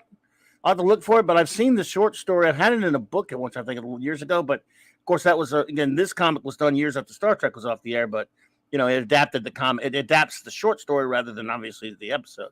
So I thought that was cool to see that. That is incredibly cool. So $15. To buy that? Well, yeah, it's a back issue. It's kind of old. Yeah. Depending on condition. That's not that horrible. Expensive. Yeah. That's not horrible. I just put the link in if you want to click. Anyone just remember, I collect gold key Star Treks. They're very expensive. Yeah, you should have started in the 70s. Nothing. Yeah. Yeah. Marvel used to adapt a lot of books to comics back then. Oh, Clobby, I love stuff like this. You made me respect comics. You expand my mind. Okay, honey, can you show that again, darling? I need to write that down. You want to see it Come on. again? Yeah, please, boss. Okay, sure. It Let's is see this. The original, the impetus for Arena in a comic written by somebody who writes short stories and wrote novels, who then later wrote, oh, this is just Clobby. This is an adaptation of the short story that precedes Arena that they paid this writer. Yeah. So just so you know, this came after Star Trek. This comic adaptation is after Star Trek, but it's an adaptation of the short story. Yeah. I'm glad Kirk wasn't wearing a Speedo when he was fighting the Gorn. Yeah, me too. Arena. Arena. So it is called Worlds Anew, number 4. Number 4. Yeah, from number 1973. Yeah. November 1973. Thank you, boss. Yepper. I'll be getting that at the EdCon. If I can't get it at the EdCon, I'll just order it online. You know, if you go to a con, you may find that in the box and fairly cheap. Are you going to a but con whenever soon I go up to those boxes, you already know what happens. I walkie-talkie you and Mark in a panic.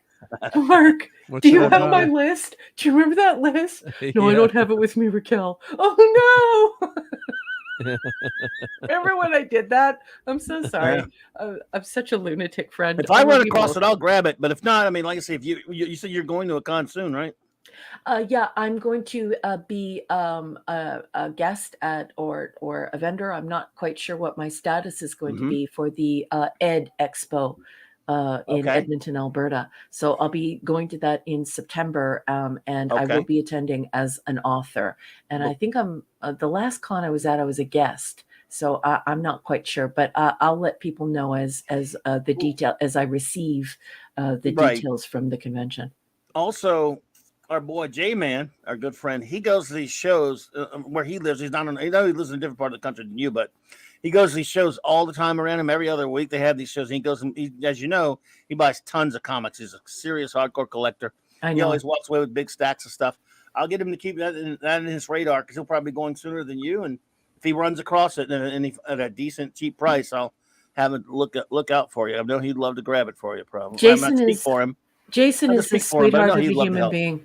Like I don't even know how we all got so lucky to meet Jason and to meet Sean, but both of them are such fine human beings. Like they're such good friends to everyone. They're such loyal and good friends. I love those guys. I'll next time I'll mention it to him, and next time he goes to a show because he goes quite a bit. Thanks, boss. And if he happens to run across it at a nice price, I'll have him to get it for me. And, thanks, boss. Have him send it. It'd be easier for him to send it to you than me to send it to you. But if I run across it, I'll let you know as well. It's like I say, he's Mark's ballparking at the 15 range. You don't know, you might run across it a lot cheaper. Yeah. Usually, Jill, I get kind of lost because I'm currently trying to find 3 different collections. So I am trying to complete the Star Trek Gold Key series. I'm trying to complete the Marvel series, and I'm trying to complete the DC series. So I have 3 Star Trek series on the go, and I'm trying to collect all of them. So yeah, when I got to I was at a big con, like a big one, and I just I panicked. I was like, why didn't I bring my list? And like, you know what Mark's like? Mark knows everything, and Mark keeps records of everything. So the first thing I did was I was like, hey, do you remember when I asked you both to do an evaluation on my comics? And I sent you that photo. Do you have it? And poor Mark is like, no, I don't have that right now. But it didn't stop me from it didn't stop me from getting a hold of my 2 friends who I rely on for everything. So yeah, I was on the walkie-talkie and I was like, Clobby, Mark, Anyway. I like how this cover they invoked the name of Star Trek, yet the issue before that had an actual story, had something to do with Star Trek. I didn't mention it. Oh, neat. Monster stalks the spaceship, a Marvel masterworks in the tradition of TV's Star Trek. One issue earlier, you actually had something to do with Star Trek, and you didn't mention it. Right. Wow. Nice Gil. Did they have the Star Trek license at that time? Probably. No. That was Gold Key, and yet they put it on there in their cover. How'd they get away with that? Well, they got away with it, but I mean, they back then. back then. No, People they didn't have the license, but I guess they got away with it because it just said the word Star Trek. I don't know. Star Trek, right? Different times, dude. So Yeah, anyway, not today. Not let getting us- away with it. it's a school night, and I know Carol is tired, and I know you're all tired tonight. So I want to thank you all for being here with us tonight. We will start making our way out of here, doing some beeswax before we get out. And I'll let and Dusty, number one, would you like to have any closing words you may have for us? Well, thank you so much for the floor, boss. I will use it wisely, I promise. First, I want to thank everyone who attended this evening. Thank you for your conversation. Thank you for your time and consideration. You are all wonderful conversationalists. We love your company. We're nothing without you. So thank you for the super chats, the super stickers, the friendship, the wonderful ideas, the laughs. You guys are the best. I also want to thank all of the wrenches. Thank you. You are the unsung heroes of YouTube. You guys all work for the big channels, and yet for some reason you're out there promoting us and being here to help produce the show and to protect this environment so it can be the best it can be. And we just appreciate that so much.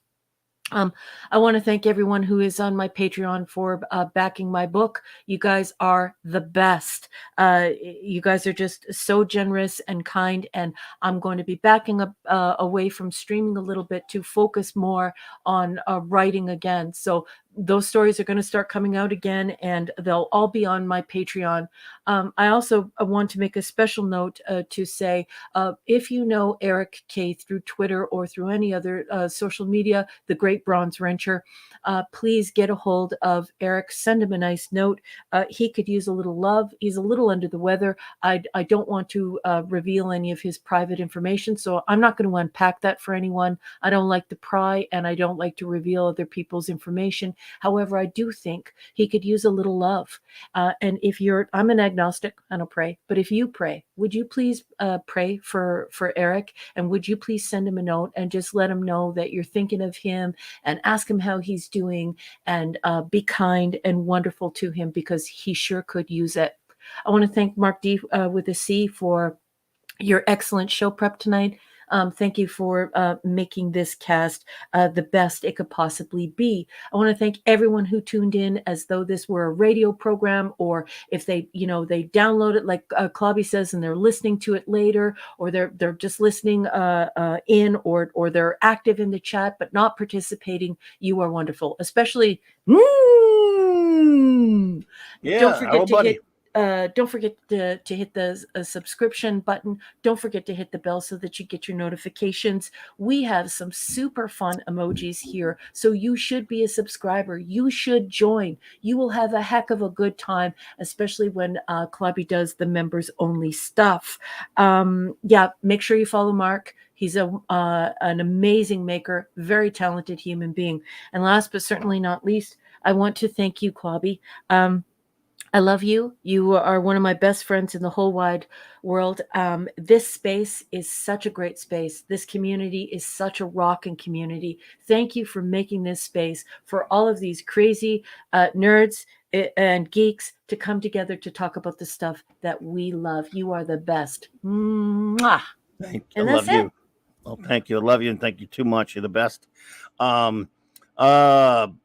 Mark, the engineer, any final words? Sir? Sure. Yeah, definitely. Oh, Annie Derivative Jill just gifted one Clobbering Times membership. Oh, thank you, Pete just Jill. snagged it, so thank you, Jill. Yep. Thank you, Jill.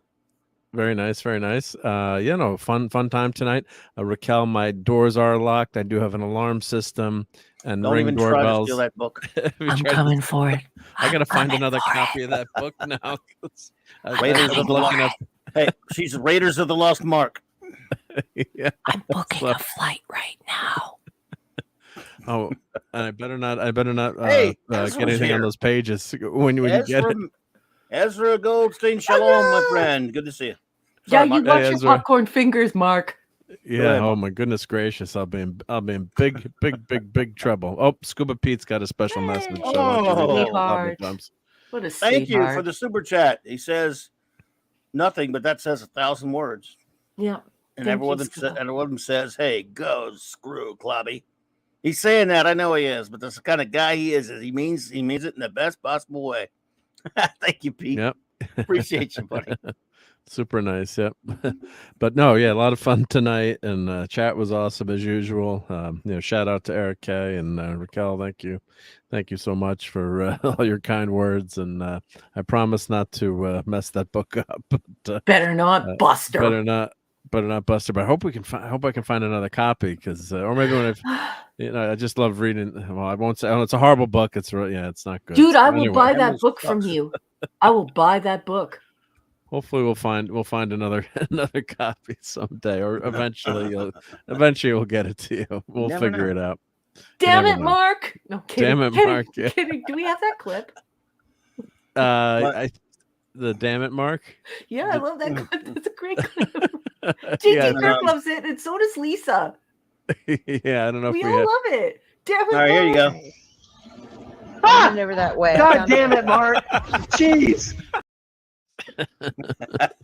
Trouble in River City. Love it. Watch out for me. Yep. Thank you. Thanks again, Scuba. Appreciate you, brother.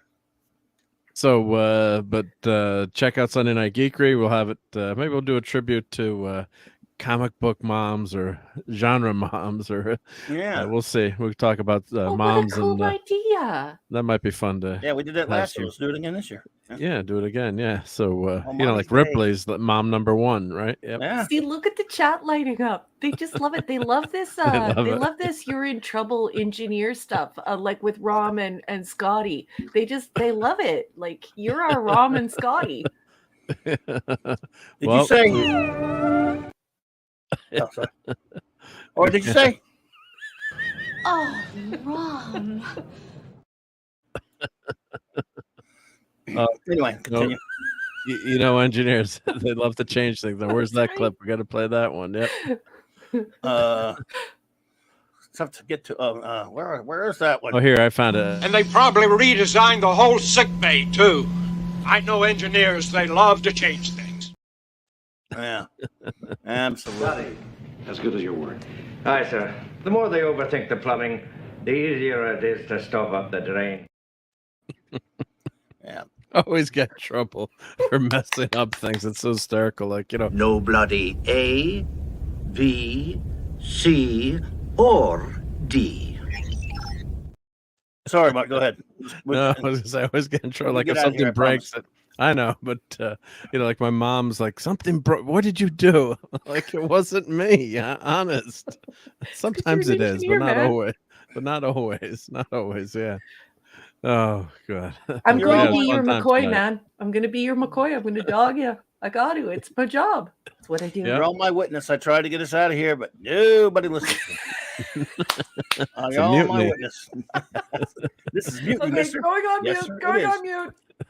No, you don't have to do that. Well, all right. Unmute Show yourself. notes. Anything else, Mark? Seriously? I'm good. Thank you. Thank you All so right, much. everybody. Okay, well, everyone, of course, tomorrow night I should be hanging out with my good buddy over at Nick Weiser's channel. Nick Weiser at his channel. The Friday night comic shop talk at 8:30 p.m. Central Standard Time. Hanging out with the little comic shop gang there, like we often do. Just talking some comics, oddly enough. And then there is, of course. Where are you? Oh, Saturday night Star Trek. We will back big. Same Trek time, same Clubby channel. 4 more episodes of Star Trek Deep Space Nine, getting toward the end of season 6 reviews. We're reviewing all of Real Trek, and we're for better or worse. And we got 4 more to go. 4 more this weekend for you. We thank all my wonderful friends who've been joining us for that. I hope to see you there. Sunday night again, as Mark has mentioned, the Sunday Night Geekery on his great channel, 10 p.m. Eastern Standard Time. I hope to be over there with them hanging out. And then Monday I'll be on the great J-Man's channel at 6 p.m. Central. We're doing this. We do this 3 Mondays out of the month, reviewing the Legion of Superheroes from the very beginning, from day 1 to 58 through 1989. So we're going to be doing that for a long time. And this week will be Action Comics 276 and Superman 147. And then my good buddy Jason Sandberg of the comic book Jupiter, with his crowdfunded comic that he's doing, that he's got coming out soon. He is the writer and artist of that, and he will be joining me Monday for this for Monday night Mark C Comics Talk 9 p.m. Central. And then 1 week from that Monday night on May 22nd, I am proud to announce that the great Gary Beekler of Nerdrotic, we're all big fans of him here with that great channel Nerdrotic, will be joining me 9 p.m. Central Standard Time to share some comic shop memories, talk about some stories of two comic shop owners talking about that, and comics and other stuff as well. Just a visit, a nice casual visit between Gary and myself. And it's going to be glorious. It's going to be great. I tell you. Everyone, make sure you share that. Take that graphic, grab a screen cap of it, get it up on your socials. It's like two titans. It's going to be wonderful. Gary's the only titan. I'm a peahen. I'm a pissant. No, you're not. Shin kicks. Yeah. Well, hey, I'm just honored to have Gary hanging out, man. I'm just so excited about it. Gary's an awesome dude. He's been so good to me and so good to many of us. And it's just a great guy to come hang out with us, and we appreciate that. On Monday Night Mark C Comics Talk, May 22nd. Looking forward to that. And then, of course, this summer it'll eventually happen. My 25 top favorite all-time comic stories, which I'll probably never end up really doing, but I'm announcing anyway. And just we leave you tonight. Before we do the shout outs, yesterday would have been the 50th birthday of our dear friend, the great Mark C. And we talked about it a good bit last night. So anyone, just an M in the chat, if you would love you, buddy. We miss you so much, incalculably. And yep. So big tribute, big shout out, everyone, to the great Mark C. Happy birthday, honey. Yes, indeed. We miss you, buddy. Now shout out to the wrenches. Of course, and we're going to do this fast. I'm going to shout out the wrenches, and then we'll let everybody go. We don't have to. We've already gone on. We've already shouted everyone coming in, so we'll just shout out our great wrenches, the great Eric K. However, I hope you're feeling better, buddy, doing out there. We love you, man, and you've been a lot to us, Eric K, the bronze wrencher. We appreciate you, brother. And so good. If you happen to be hearing this, please get well soon. We're all there for you, and but if not, either way, we're vibing out to you. The great Chris Persia, the Vindicator Wrench of the North. Thank you for all you do, man. I appreciate you so much. The great D. Bud Martin, the Wrench of Iron. The great Lord Thoth and Lady Thoth. Avon lives, long live the Legion. My partner in crime on Earth, B, and fellow Legionnaire reviewer, the great Wrench Without Fear, J-Man. Appreciate you, man. Appreciate you, buddy. Hungry Boy, master of the Clabonian, artist and painter of the cover of Science Fiction Tales by R.M. Briggs, the Wrench Supreme, Super Wrench Kal-El, Maddie's Daddy, Wielder of Wrench Mjolnir, Thor in Vegas, and of course the great Fanty Outsidey. Thank you all so much for being here with us tonight. I do appreciate you more than I've ever been able and will ever be able to express. Thank you for lurking if you've been lurking, and thank you if you're watching this on a download or a rewatcher, whatever you want to call it. You all rock. Just have a wonderful, wonderful weekend. Thank you.